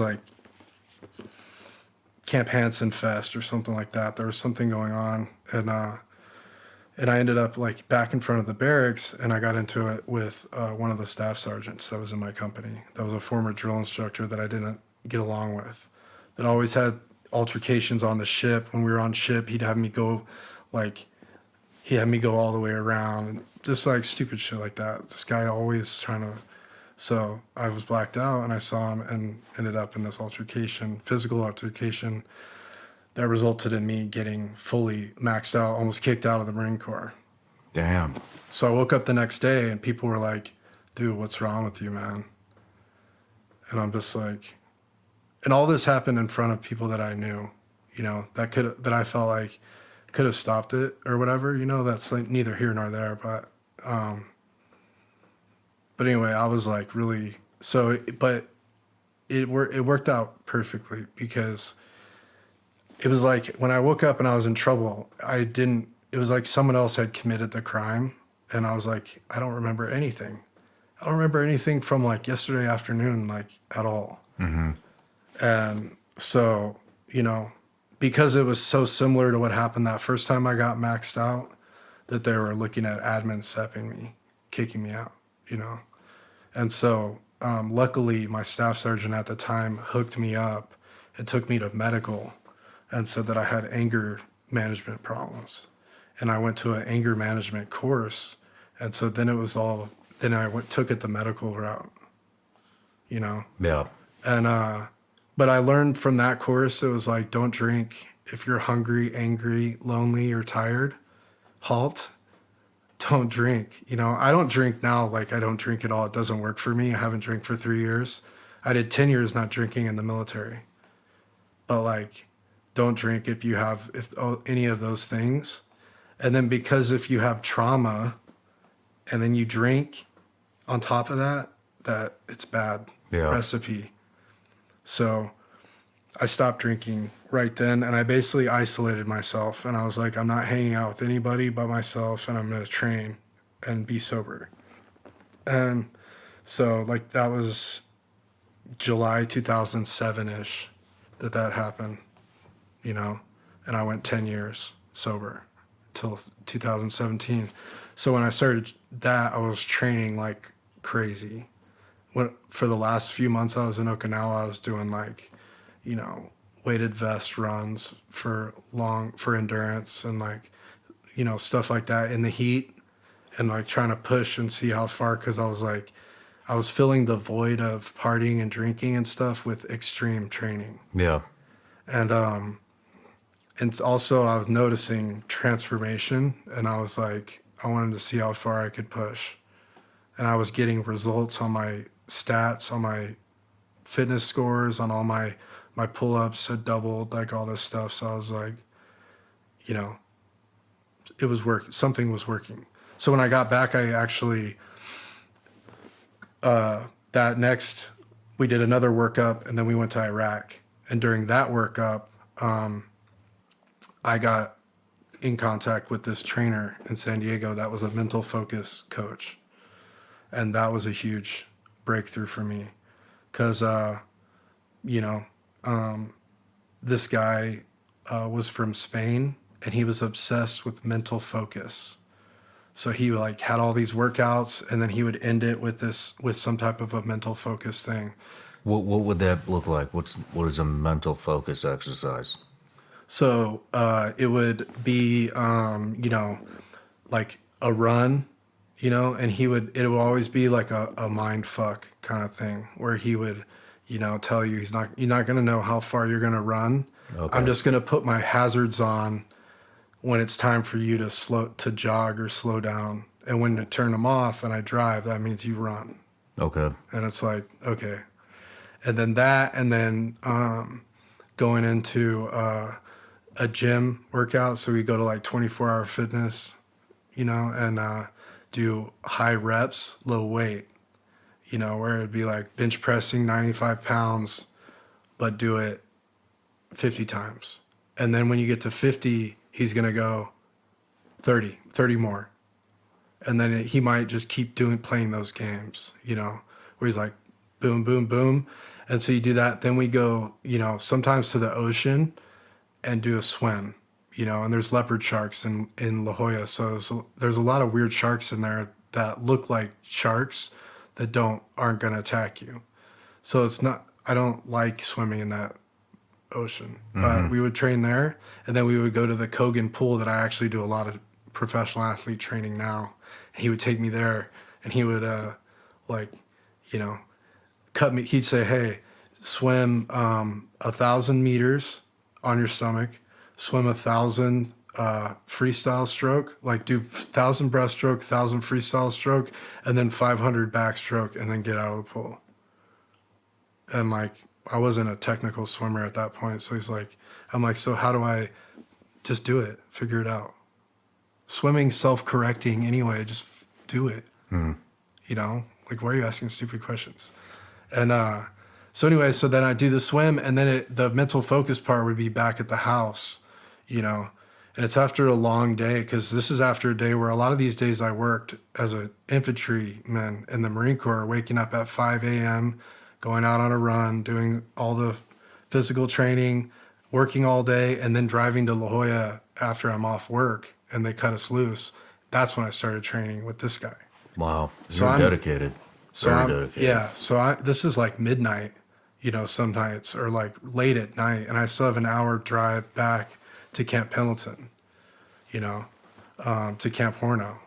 And so the mental focus would be like holding out a stick, like a 5 pound to 7 pound stick, you know, for time. Like, you know, hold it out for like an hour, you know, and so when I would start to hold it out, you know, your muscles are tired, your mind starts to go like, dude, how long is this going to last? Like, I still have a drive, and all these tabs start to open, you know, where you start to like focus on all these things that aren't going to help you at all with holding the stick out. And then you go through all these emotions and kind of breakdowns and stuff. Sometimes I would like want to attack my trainer, you know, I would want to hit the stick against the wall, like holding this out for 30, 40 minutes, you know, like, and like all that stuff. And then like every single time at the end, it would be all that stuff would go away and it would just be full focus, like laser focus, holding this thing out. And he would come up and he would be like, "You're done." And I'd be like, "Nah." And he'd be like, "You're done, man." And he'd start to like put it down and I'm like, "You don't fucking tell me when I'm done, dude." Like, cause I was so focused, but that was like an aha moment for me. But it would take me so long to get into that, right? That's all day of training and then 5 hours with this guy working and then holding the stick out. And it's like, dude, that's a long time. So that's why the underwater training is like the hack with that, because it's immediate mental focus, right? Because you go into a survival situation because you need air. Yeah. And it's immediately like letting your panic, surrendering that panic and focusing, And so like that focus that it takes to get to from 15 seconds holding your breath underwater to a minute, 2 minutes, 3 minutes, 4 minutes beyond, that's the same focus as holding out that stick at an hour and 15 minutes. You know what I'm saying? Yeah. So I love that. I love that. How long did you work with that guy performance for? aspect, huh? How long did you work with that guy for? Probably 2 years. Yeah. You still talk to till I him? went to Yeah. I haven't talked to him since I left to North Carolina to go to like Raider training. Oh. But for me, my motivation with all that too was I was going to Raider training. And at first I was going to Force Recon because when I came in, the Raiders wasn't established. I came in 2005. And probably at the end of my first deployment, they started saying, "Hey, there's a MARSOC thing that they're going to start doing briefs for, So when I got back from my first deployment, they had set up a trailer right across from the infantry battalion that they had a couple MARSOC recruiters. And I had a package to go to recon, to go to be a recon Marine. Was this after your first deployment or after your second deployment? So I was setting up the package to activate it after my second deployment, but I still had a Iraq deployment ahead of me. Okay. Does that make sense? Yeah, I'm trying to follow the timeline. Yeah. So you started doing this training with the mindset coach, the focus 2007. Yeah. coach. Did you deploy to Iraq? Yes. Okay. Yeah. Let's not skip that. Yeah. So I deployed in 2008 to Iraq. And so that whole year up, I was training, and then I got a package. I had a package to go to recon. And my company commander at the time had like a college friend or whatever that became a Raider team leader officer. So, and he was like at the forefront, right? So he was like, "Dude, I know you're thinking about going recon, but I really think that this is going to be the better move for you. So I'm going to make some moves and get you set up to go into this thing, So he got me set up, and then I went to the recruiters, and then this guy helped me with all my paperwork, my company commander. So basically, that was like another Mr. Magoo thing, because I was like clear focus going on recon. I was running the pool, helping run the pool at Camp Porno at the time, and the recon, instructors and recon training was at the pool all the time, and I loved the culture of the recon group, and so and the Force Recon guys, my roommate was Force Recon, and I was like always asking him like, "Dude, I was just like just blown away with like how much how advanced the training was, and like how much gear he had and all this different stuff that he was involved in and all of the skill sets that he had in Force Recon and stuff." And so I was pretty sold on that, and I got to be honest, I'm surprised. I mean, how the hell did you even get in there? Because all the stuff that had happened to you before, you were on restriction, you'd gotten in fights, you had drinking incidents, you'd been not arrested but brought back to the base by the police, and whether all the the thing that happened with the lieutenant, which I'm sure there was documentation of, which there didn't sound like it was just, but nobody else knows that. They just see what's in your file. Yeah. I mean, How'd I bounce back? yeah, how did you, in a short amount of time? Yeah. Well, another thing, there's two parts I want to make sure I hit. The first part, it has to do with my grandmother. And then the second part was I got meritoriously promoted for my performance. Once I was sober, I was like, Okay. I caught up with my peers. I got promoted really quickly after that, But in the Marine Corps, like, they can meritoriously promote you pretty much all the way to staff sergeant to E6. And then E6 is when all that stuff catches back up with you. So, like, all my trouble that I got into, but even for my trouble, I got boarded. They boarded me when I went through selection for my alcohol-related incidents and all that. Like, that never goes away. Okay. So, like, and then on all my stuff that they're tracking, Yeah. with all your, but my grandmother, whenever I was getting out, my grandparents have always been like very foundational in everything that I've done. And my grandmother was like, hey, I was telling her, I think I'm going to get kicked out. And she was like, you can change your life. You can turn it around, but you're going to have to believe it,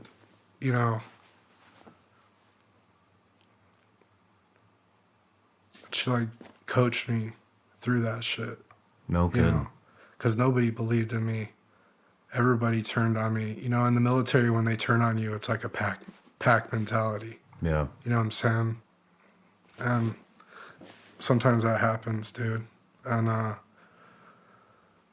my grandmother was like, she taught me, like, you got to believe in your mind that this stuff's gonna materialize for you, and you're gonna make it happen, and you're gonna manifest it, you're gonna create it, And so, she would just talk to me about stuff like that and tell me to do like vision boards and stuff like that. Do you know what that is? Yeah, I know what a vision board is. Simply like, just taking Google images and putting them in a collage, or taking images from your life or something, or whatever it is that you're envisioning that you want to see happen. And so I started doing stuff like that I never done before, You still do that? Yeah. Interesting. What's on your vision board right now? Like Olympics, stuff about global impact, family, circle. Like, I care a lot about all my people that I are in my life. Yeah. So your grandma coached you? My grandma coached me, yeah. And I still talk to my grandma almost every day, That's cool, man.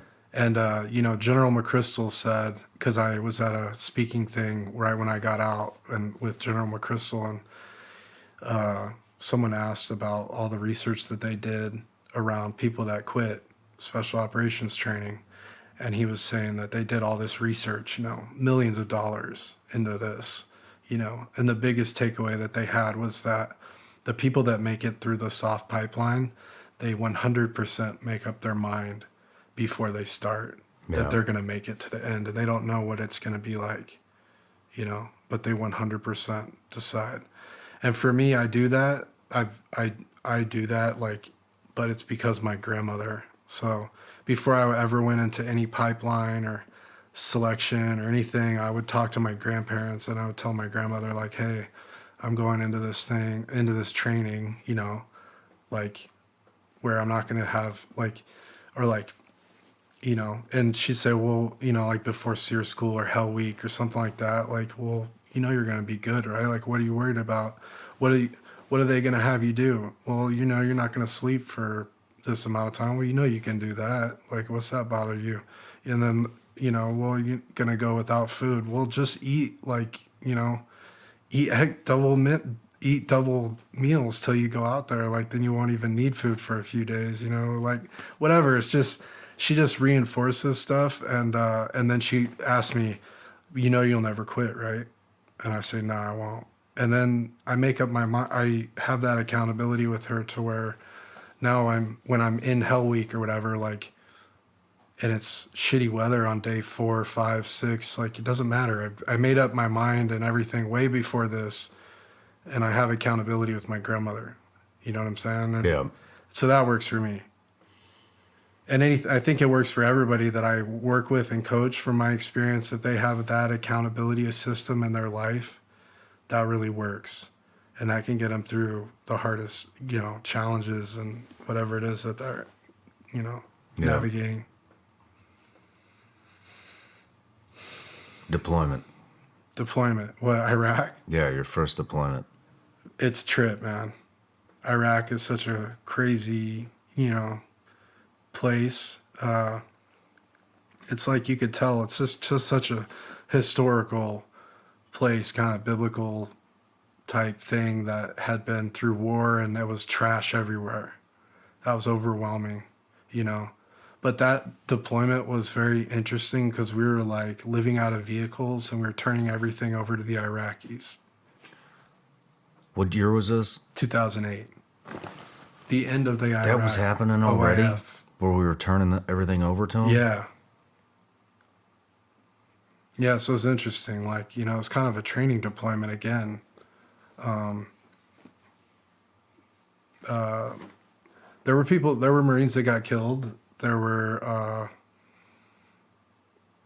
none like in my platoon or anything, but there were, that was like when we were driving around the cities, there was an RKG-3 threat. You remember that? I don't even know what an RKG-3 is. I don't know. It's a little shape charge on a parachute, bro. Okay. They throw over the wall and they have a spotter. Oh. And so, like, they were hitting, like, the rear Vic with the machine gun or whatever. They find the convoys with the soft targets and they try to hit them, you know. But there were people getting cut up with those. And so it's still real combat environment. We got IDF'd. Yeah. Indirect, you know, missiles, like, you know, and then, oh, where's the point of origin site? Let's all rush over there.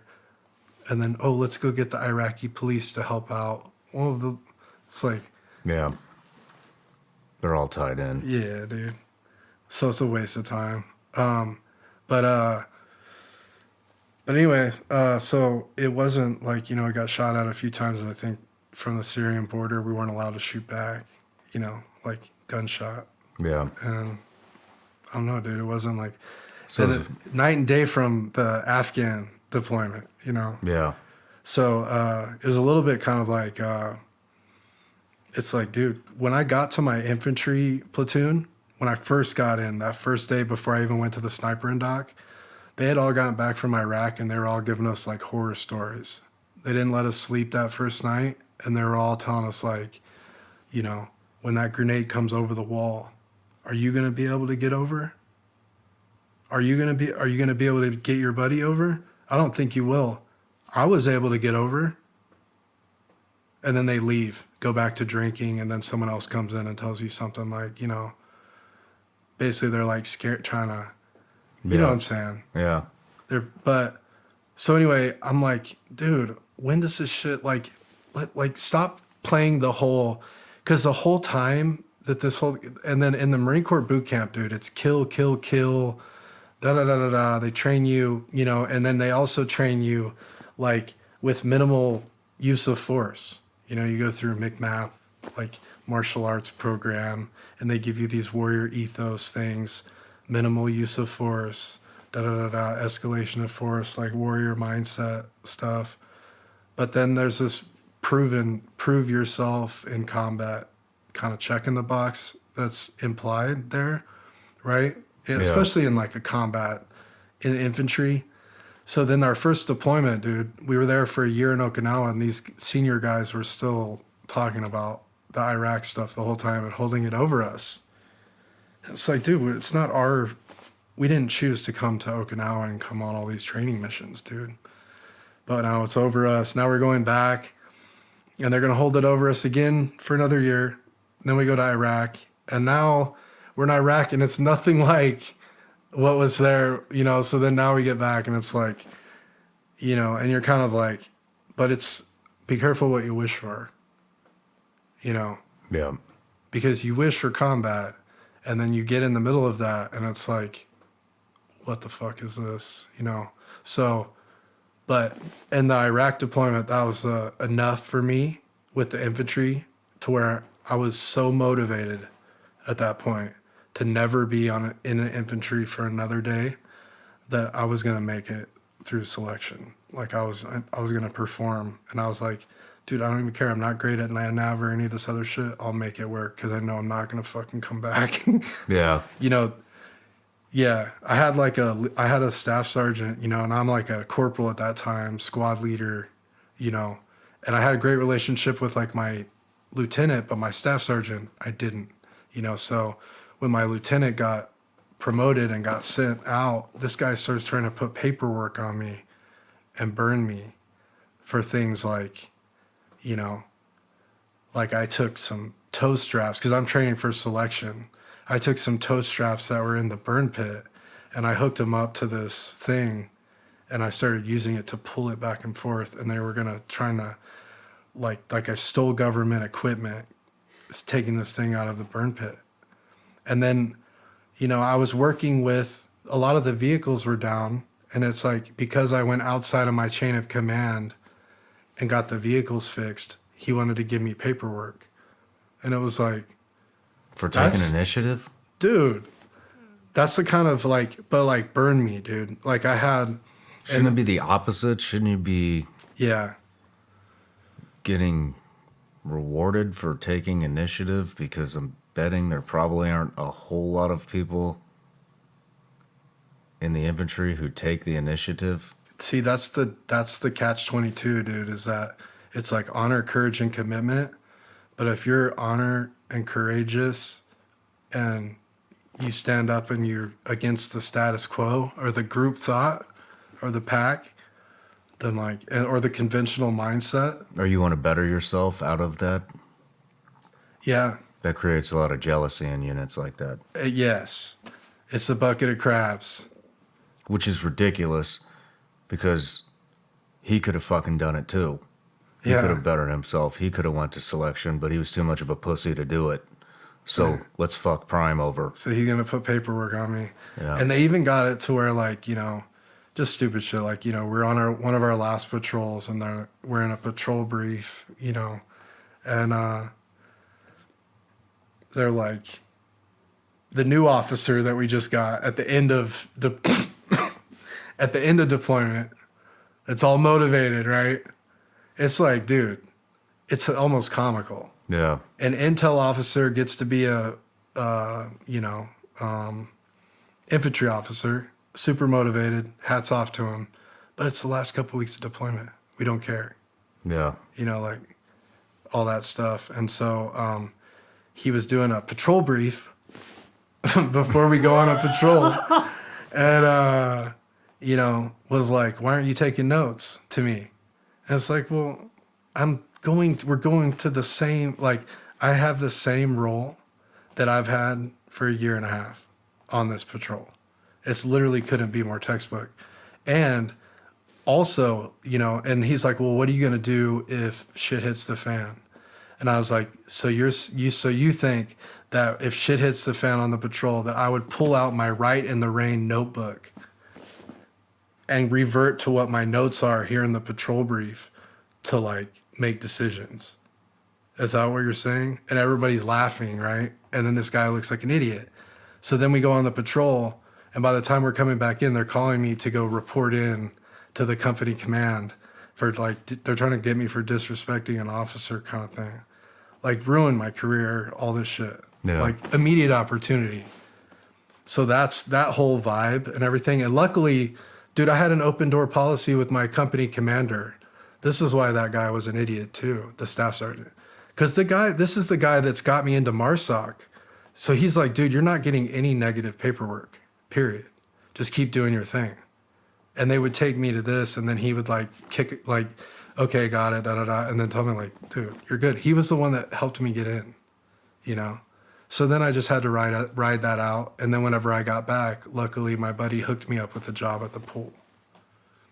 when I got back from Iraq. The Horno Pool. So, you know, everything happens for a reason, dude. Yeah, no kidding. You want to take a quick break? Sure, whatever you want. Yeah, let's take a break.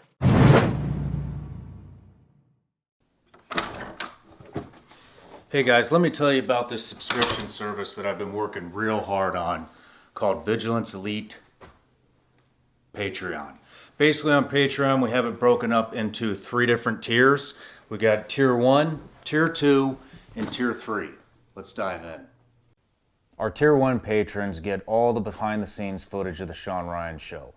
That could include behind the scenes photos, that could be side conversations that we have in between breaks, that could be specific questions that our patrons give us for the guest on the Shawn Ryan show, and a ton of bonus content that doesn't really fit into any specific category.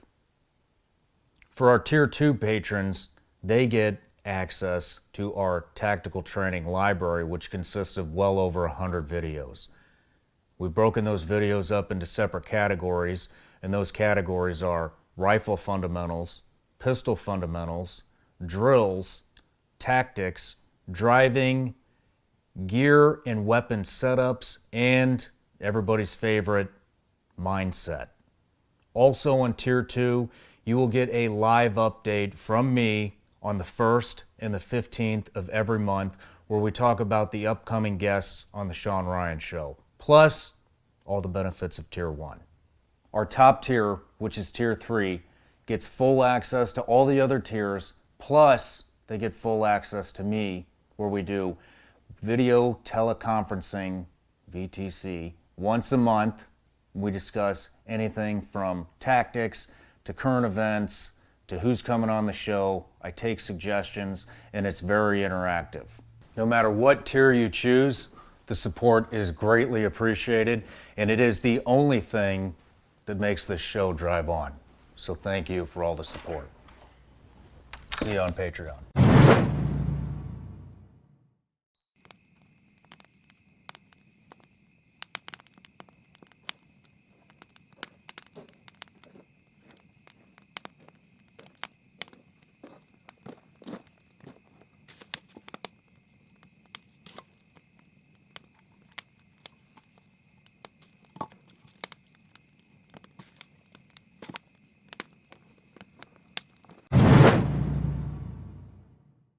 All right, Prime, we're back from the break. We're getting into train up for the Marine Raider program, MARSOC. Awesome. Yeah, so getting to be at the pool, going right before selection, I was getting a lot of information, you know, because people are coming to the pool to train, you know, before selection and after training for ITC. So I was getting good information, I guess, like at least a little information, but I didn't really know what to expect going to selection besides what I had read about Army Special Forces selection, you know. Yeah. That's all you were going off of was the Army's Yeah, module? and then like whatever feedback I got from people, because what they'll tell you, you know, and I wasn't, you know what I mean? Yeah. Like, you're trying to get information from them, but you also, it's not really cool to be like, yo, tell me like how, you know, it's like, hey, is there anything that you can tell me, or like, what would you tell me to get ready, kind of thing. Yeah. You know, but it's not like, hey, what happened when you got off the bus here, you know, Yeah. like that kind of thing. You know what I'm saying? Yeah. But if you're worried about that kind of stuff, you might already be working against yourself. But anyway, where were we going? Selection, right? We're going to selection. We're going to selection. Marine Special Forces. You're taking us with you. Yeah. Marine Special Operations Assessment Selection course was honestly the most professional course ever, dude. Like, I was so blown away. Like, nobody yelled at you. Nobody talked to you.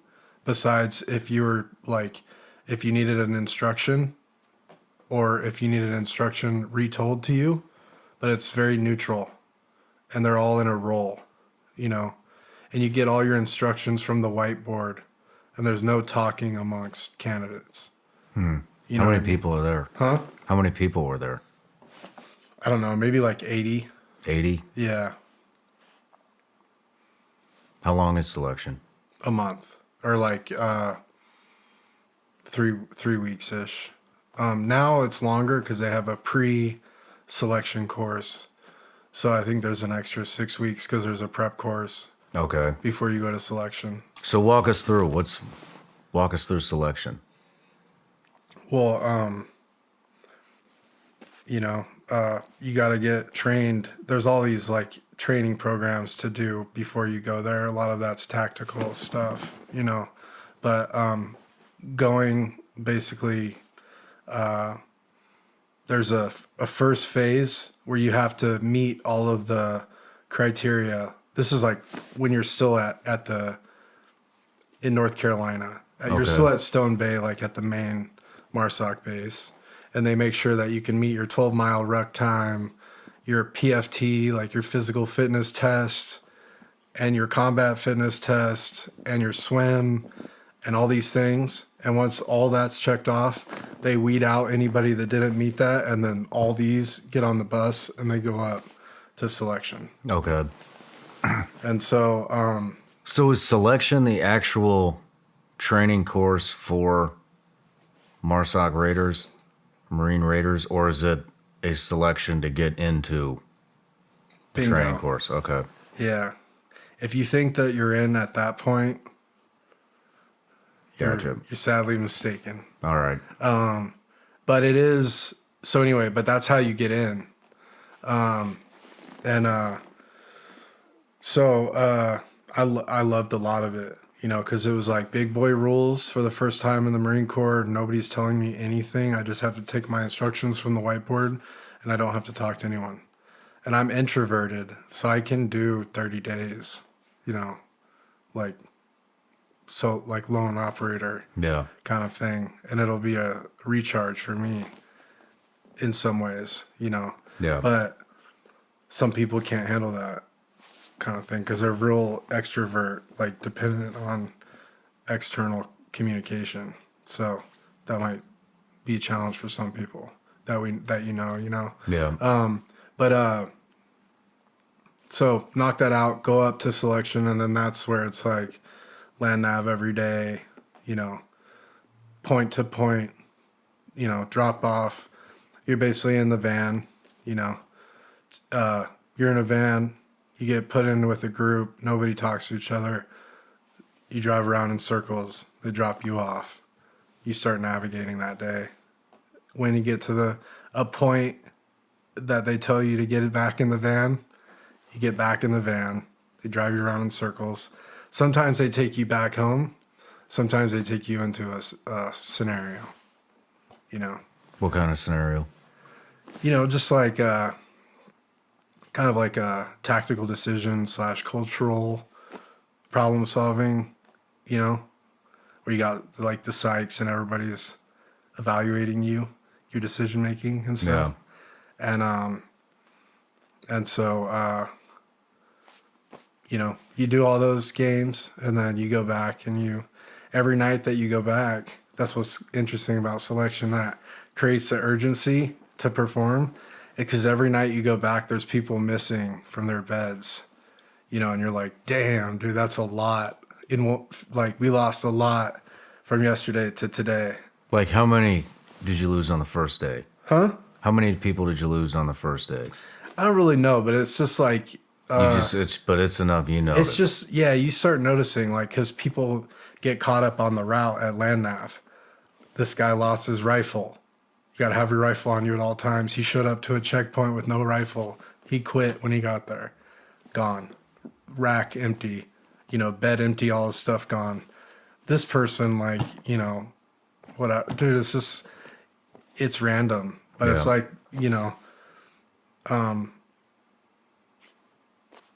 but that creates like to where, and you're not communicating a lot. Obviously you communicate with people that like you could do that without even talking, Mm-hmm.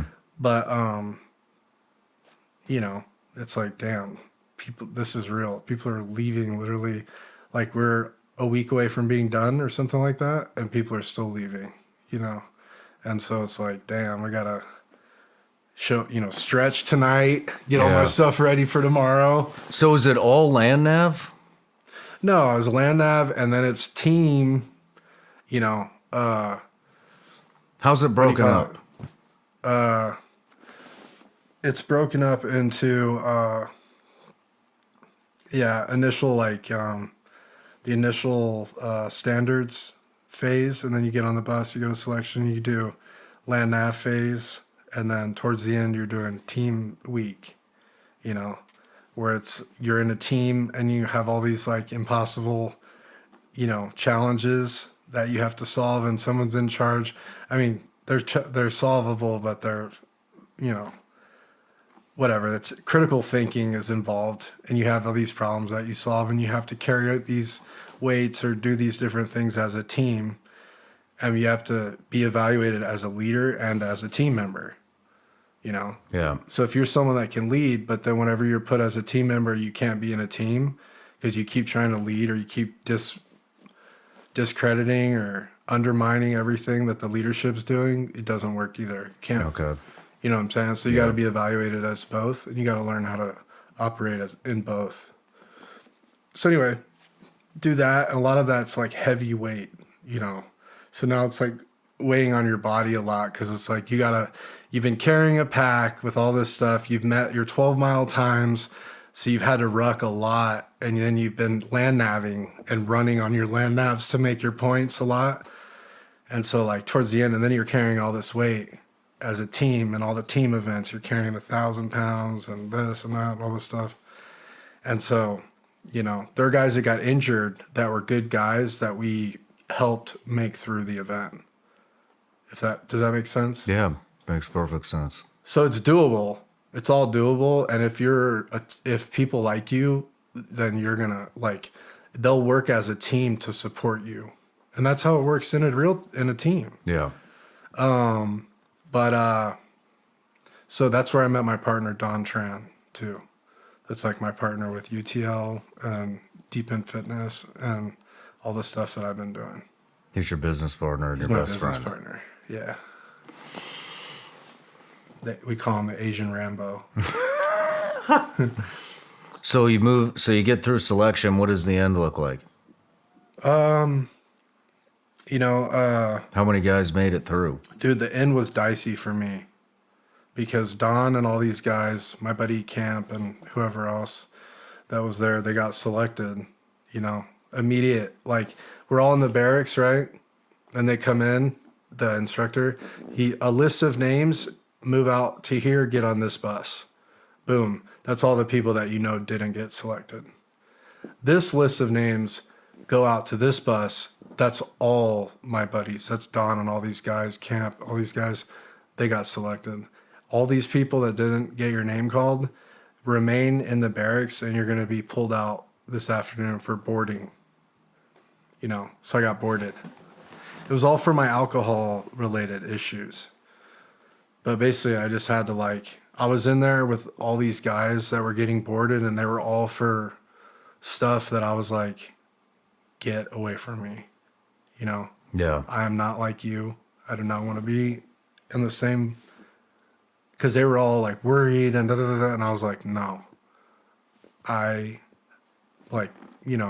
So I went in and got boarded, and I got grilled for my stuff, but I had enough time and sobriety at that point and proof of performance that I could answer those questions.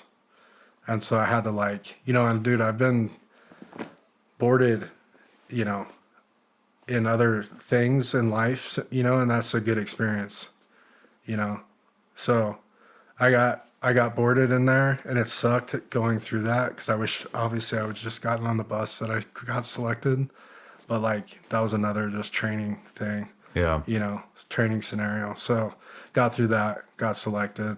Did they tell you at the board that all right, you're good to go at the end of the board? Yes. How'd that feel? Mission accomplishment, Nice.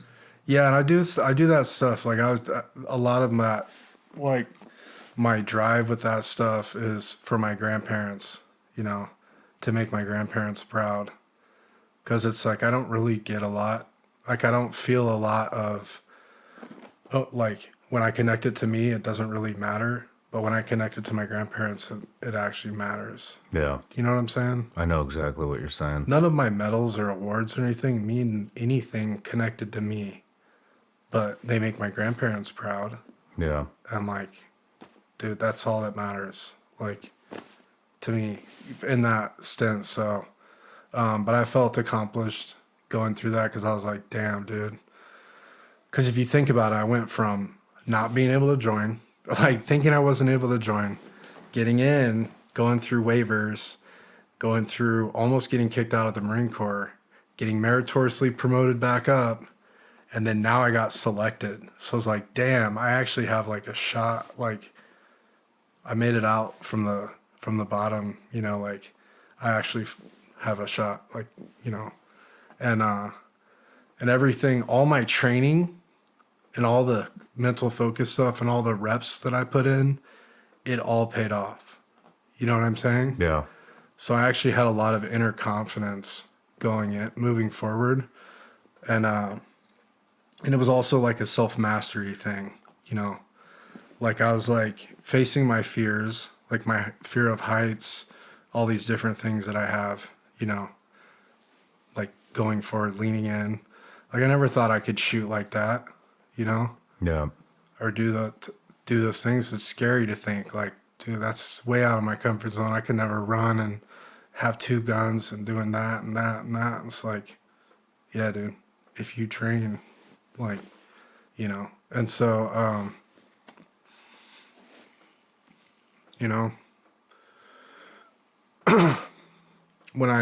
I've got back to after selection, right?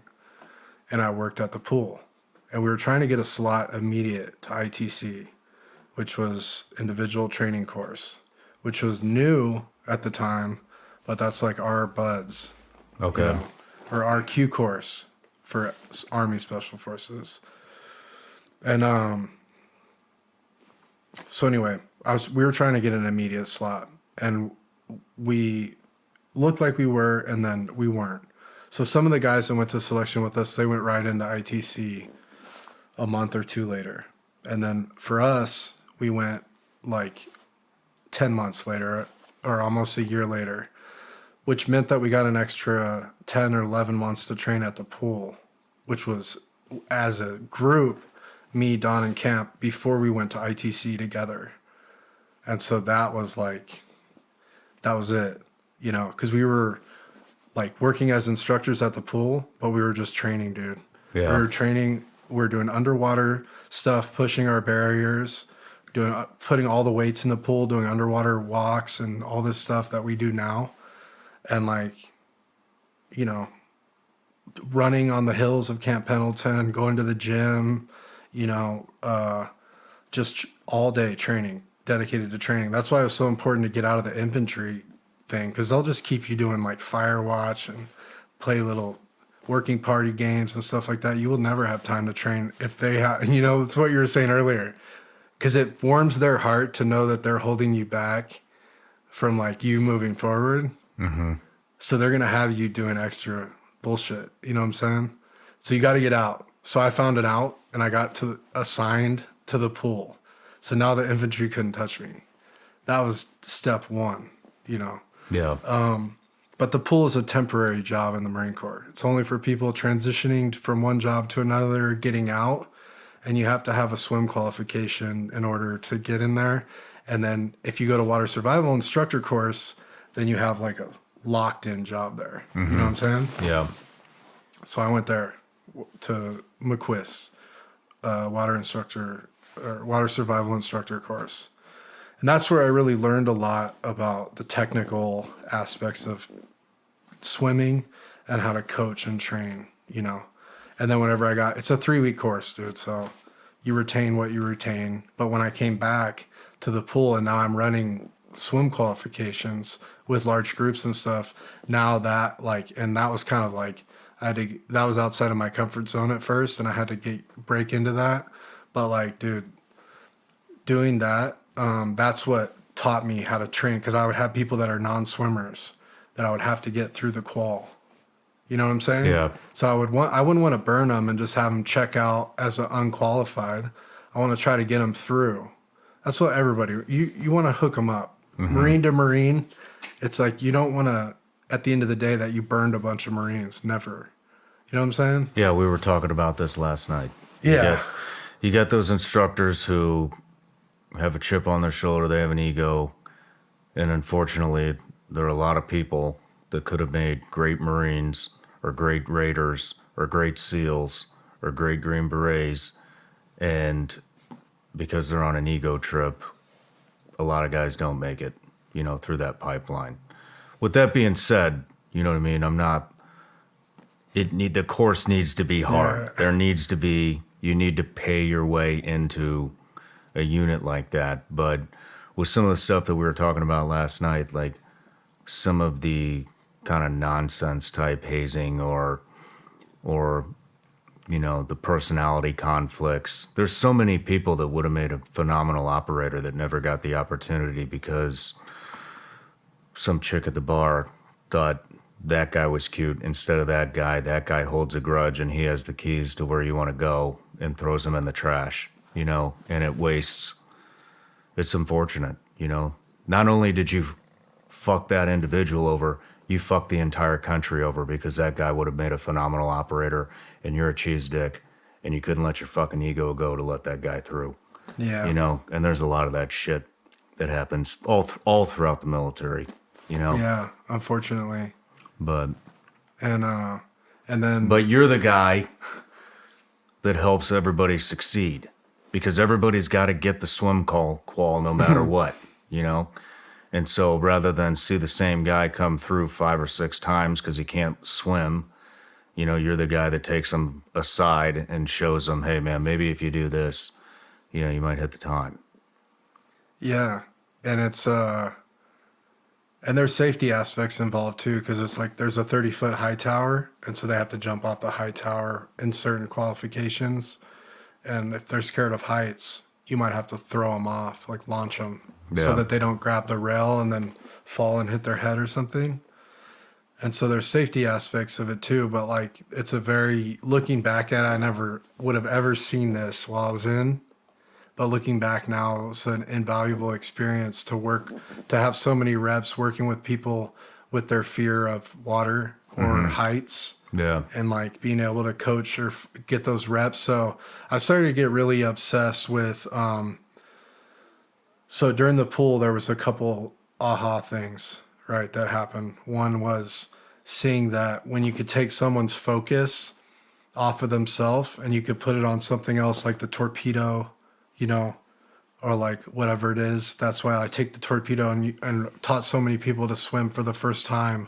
Just getting them to trust you, get in the water, see the torpedo, can you just pass this with me a few times and then swim towards me and then move across the pool, and then they just swam for the first time. But like instructors that are not comfortable going down to 15 feet, and then now you have something and they're going down to get the torpedo, they can go down to 15 feet. If you ask them just to go down and touch it, they can't. You see what I'm saying? That's an aha moment. So like when you put your focus on something, you can unlock a lot of results and get it off of yourself and your own fears and anxiety and all that shit. Interesting. There was another aha moment. Aha. What was that? No, there was another aha moment when was playing this game, underwater football that we called, where we would use a torpedo underwater with 2 teams, or we would use a weight, or we would use a dive brick. And the goal is to score is to touch the other wall, but it's underwater. So you have to pass the dive brick or the weight or the torpedo, blah, blah, blah, and get it to the other side. And so that I saw a lot of like people really get into that, and that unlocks a lot of performance and confidence playing that game, especially with the torpedo, because then it's very dynamic and it's fast paced and it can go almost halfway across the pool in like 2 seconds. Okay. So then that really keeps your attention because the thing's moving like a fish, Yeah. So then like And they make them bright colors and stuff like that. Like ours are camo, that are bright colored. But it's like to keep your attention. So the underwater football game, that was like my favorite thing, And so we would play that at the Horno pool as instructors. If we had 3-on-3 or 4-on-4, we were playing, and we were waiting till we had 3-on-3 or 4-on-4 of like the good players. Then we were going to battle, right? And having these fun games. And everybody was getting massively better with their water confidence with each game. Everybody. Like full confidence. And so it's like, why doesn't this exist? Kind of like that's the initial part, right? Like, this is awesome. Yeah. Then when we went to training, because like a lot of, I don't know if this is like this for everybody, but for me, like I was, relatively fast and in really top shape in the infantry with all the training I was doing. My endurance was like on a completely different level than anyone else, Like we would come back from the gym or come back from like the hikes, we do these hikes on Friday where you start at like 3 or 4 a.m. and you go hike the big mountains at Camp Pendleton, and all these people fall out and you help them up the mountain, and then, everybody helps them out, and then we get to the top, and then we go down, and by the end of it, people just go and crash, and like rehydrate and whatever. And I was with the mental focus stuff, like I would literally just get my pack down and go to the gym, and I would love to know that everybody else went to sleep. Yeah. And I'm just like, it's not really getting value of being at the gym at that point, but it's just like, you know what I'm saying? Yeah. So where were we? Well, let's move into, we got it. You went to work at the pool, worked on your swimming, taught a lot of people. Now you're going into ITC. Going into ITC, and dude, I'm so slow, man. I'm the slowest runner, So I find that out real quick that I'm at the back of the pack with running. And, and that's what's different from being at the infantry unit. Like I'm fast, everything's easy. And now I'm like at the back. So everything's hard.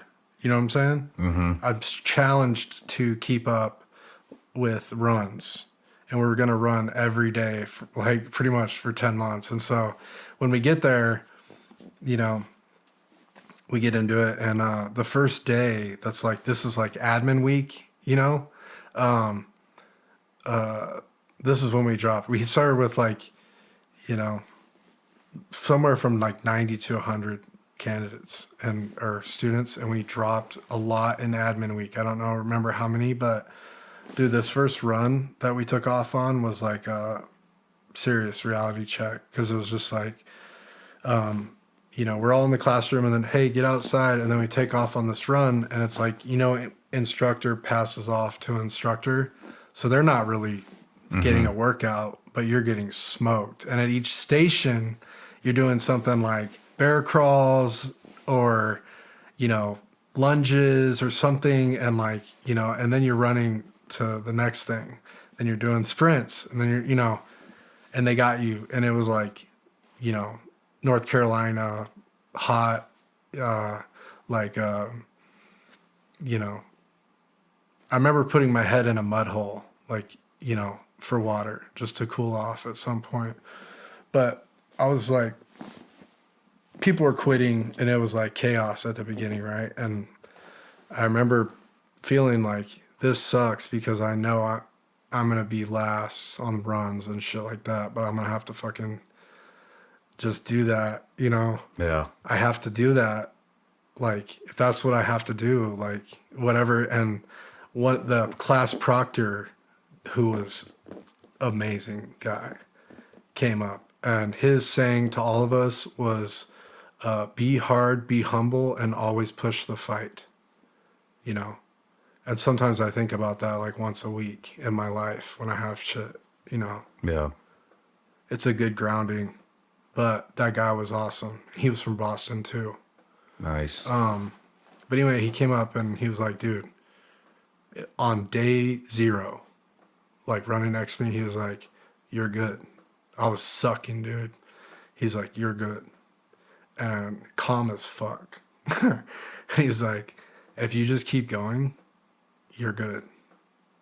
You never quit. You know, you got this. And I was like, boom.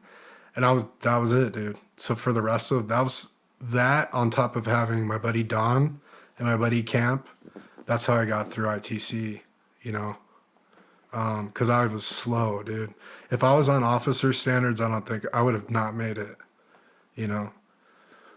And you know, and a lot of that shit, like a lot of those run standards, you know, they're good standards. And dude, you gotta have standards like that in that environment. But like in operational environment, you gotta carry a lot of weight. You know what I'm saying? Mm-hmm. And so the run times don't matter in operational environment.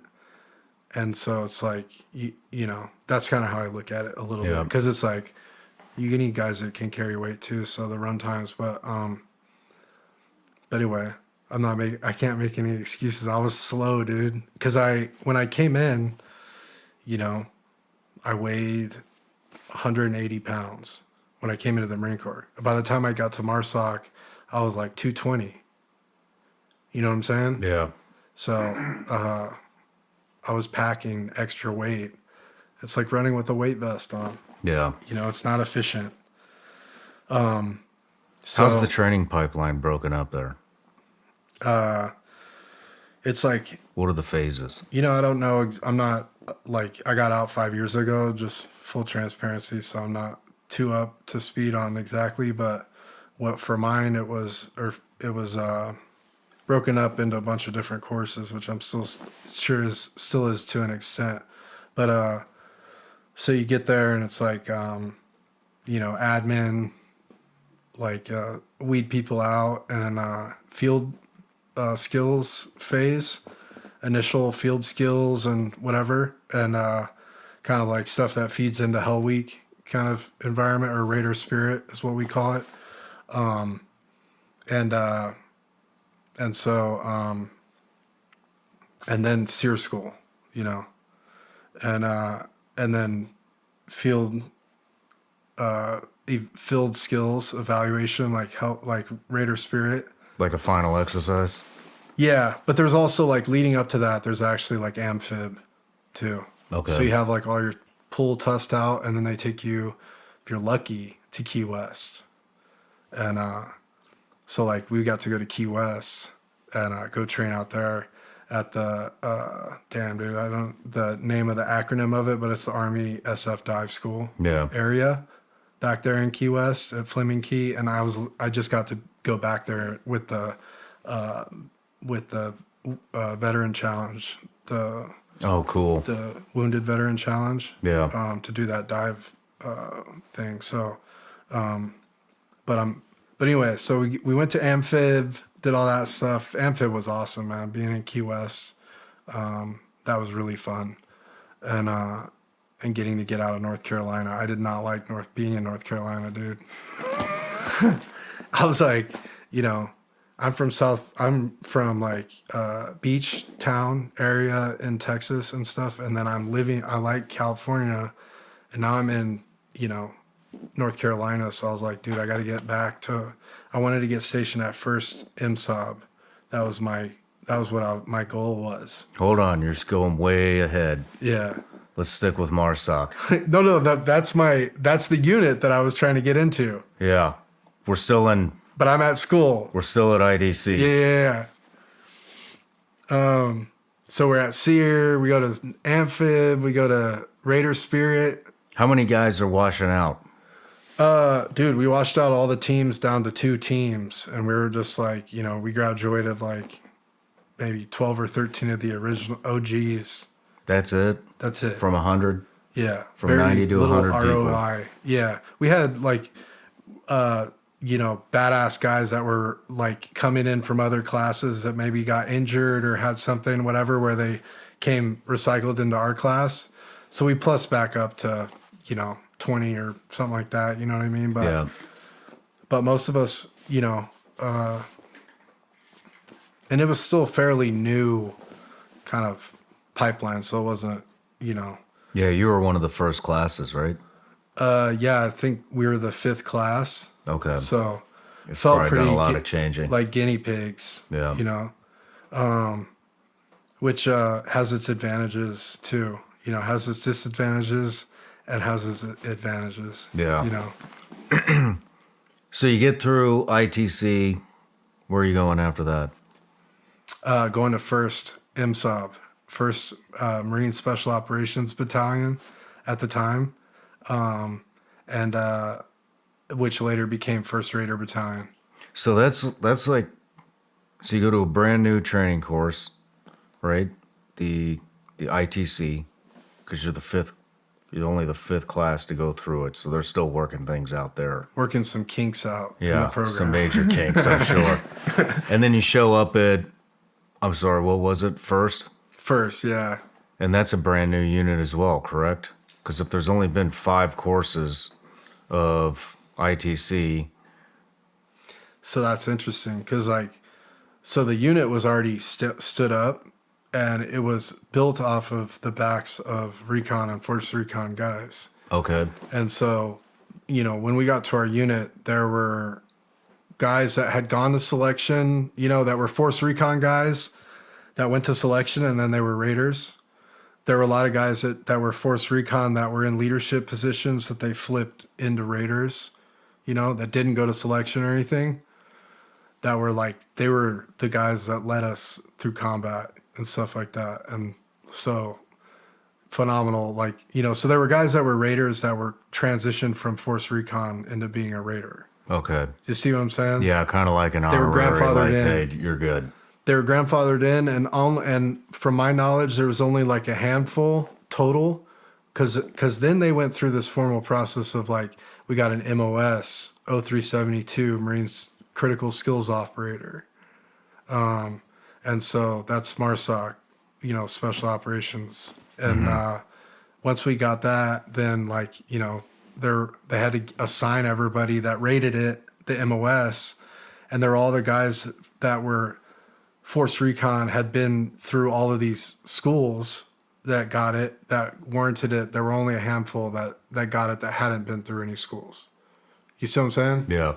They got grandfathered in, and it was maybe it was an accident, maybe it wasn't, but either way, that's not, you don't really, from my thing, you really don't want to get grandfathered in to something like that, or accidentally show up on the bus, and now you're at 1st MSOB, and now you're deploying with the team to Helmand. You know what I'm saying? It's dude, you want to go to the training that sets you up to be at that place. That makes sense. You know what I mean? Yeah. Because I saw people overseas in situations that was way out of their out of their training scope. A medic that was supposed to be working at medical, taking temperature, or doing basic medical, check-in type, admin type medic stuff, and they're in a mass casualty in an enemy village. Yeah. You They're trying to take your vitals, blood Yes. pressure, temperature, maybe check your ears, and now they're slapping tourniquets, giving Yeah. crikes, putting in Every day. nasopharyngeals. every day, Damn. and it's you see stuff, you see them do stuff that way off baseline. Yeah. So what was check-in like? I mean, it's a relatively new unit. Yeah, There's not a lot of culture inside of it. I wouldn't think. it was, dude. Was there really? It How was. long had it been stood up It's for? West Coast. It was plank holders, and we're they'd been deploying to Afghanistan Okay. repeatedly. So they started in 2008, 2009 trailers, working out of trailers, and then they built the unit. So when I got out there, it was the nice building, Okay. that we were actually moving into. We had facilities, and it was checking into the NFL Cool. in the Marine Corps, and whoa, this is a completely different world. I remember, one of my leaders that I ended up on a team with a couple of times, I showed up, and he was he pulled up in a muscle car fully tatted out, like hands, like grease back hair, nothing in Marine Corps regulation. You know what I'm saying? Mm-hmm. And it's just like, whoa. And he's got, you know, like a green badge coming in. Like, it's like, whoa. And they're like, yeah, dude, that guy. And then, you know, you start, and then it's like, these guys are like, you know, the way that I looked at those senior guys at that point, it's like, dude, that's who you want to emulate, you know, and looking at the guys that were the fallen guys that had the paddles in the hallway, and like looking at these senior guys walking around, and they didn't stop for a second. You know, some of them did, and they're like, dude, like, we're going to have a team thing this weekend. You new guys need to get out there, you know, or whatever. And they would like, whatever, you know what I'm saying? Mm-hmm. But it was like, it wasn't like, hey, like they didn't even give a shit because they didn't know what ITC was. They don't care. They've been deploying to Helmand back to back. Like our executive officer has no legs and he's deploying again with us. Holy That was the shit. fucking environment. You know?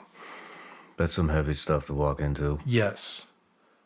And, you know, dude, another thing was I had a girlfriend, right? And this is leaving ITC, getting to there.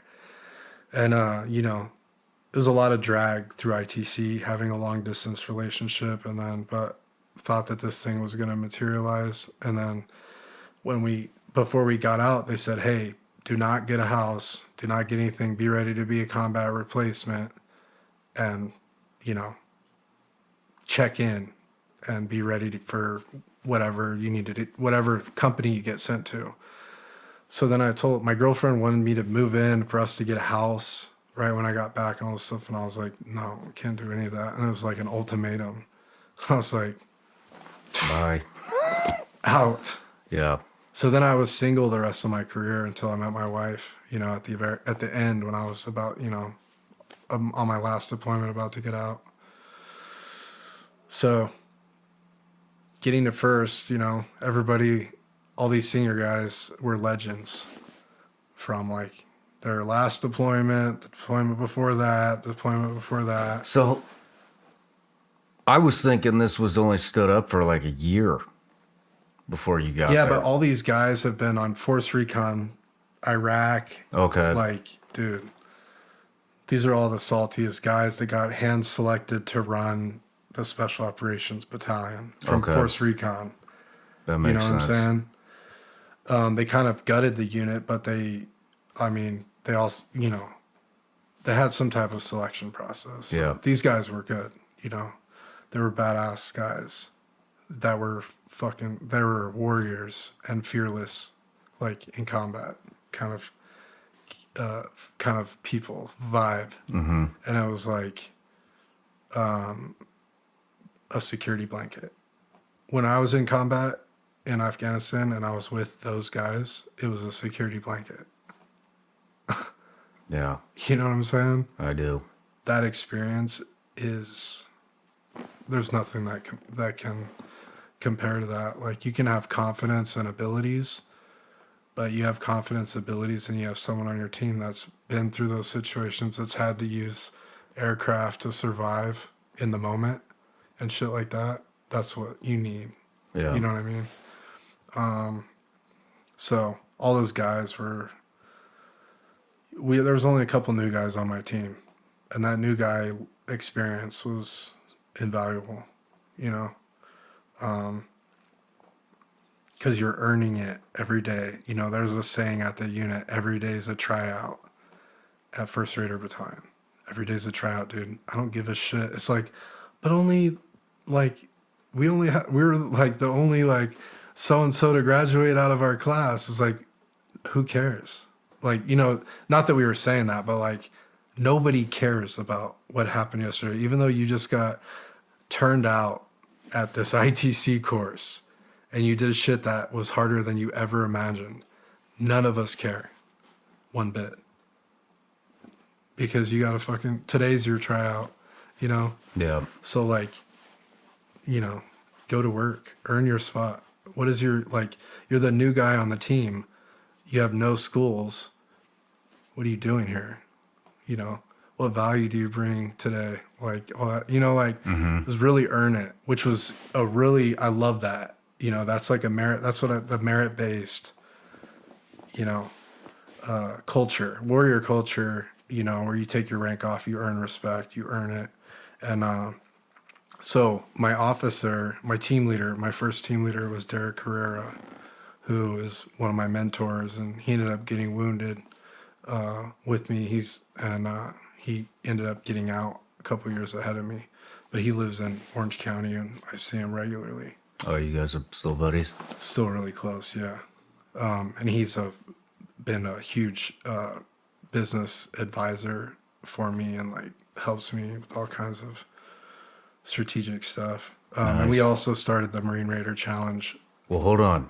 organization that we did. We'll talk about later, but We'll talk about that later. Focus. Yeah. But Derek brought me in when I was a new guy for counseling, and I was like, you know, sir, I don't have any schools, like, you know, and I want like a job on the team, you know. And he's like, so I'm gonna put you as an armorer. I'm like, you own that thing, and then we'll talk about what's next. You know what I'm saying? Mm-hmm. So I was an armorer, and like started tracking all the weapons and like making all the rosters, and you know, trying to like see what more weapons I could get, what other armory courses I could go to, what kind of certifications, all this different stuff.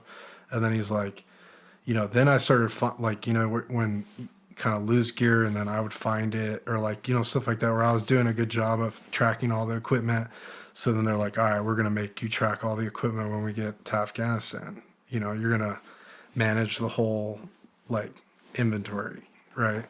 So then I got sent early to Afghanistan to go sign for gear as a new guy. And my secondary role was going to be Afghan local police, and I was going to be a advisor and trainer. And so when I got there, like, before we went to Afghanistan, the team that was there, that had just moved into where we were going, it was in 2012 at the beginning, like right as fighting season's kicking off, you know.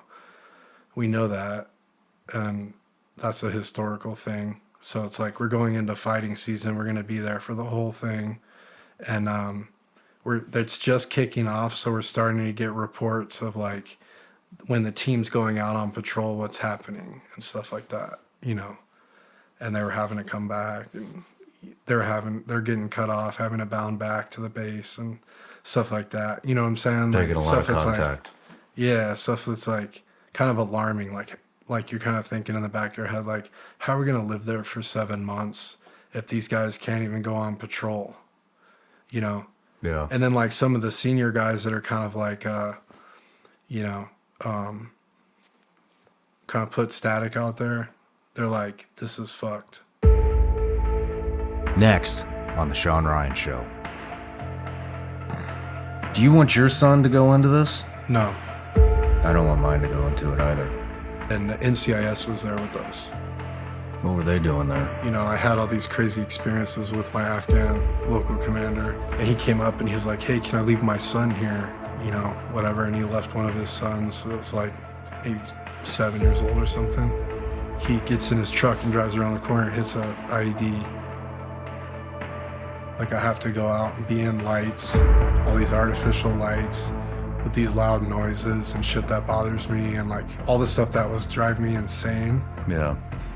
Got the same shit that I'm watching this, you know, that's like suicidal tendencies. Days after, weeks after, I realized how much of a negative impact I was making on my family. For anybody that has any of that stuff, the best thing that I could say is just anchor yourself, you know, call one person.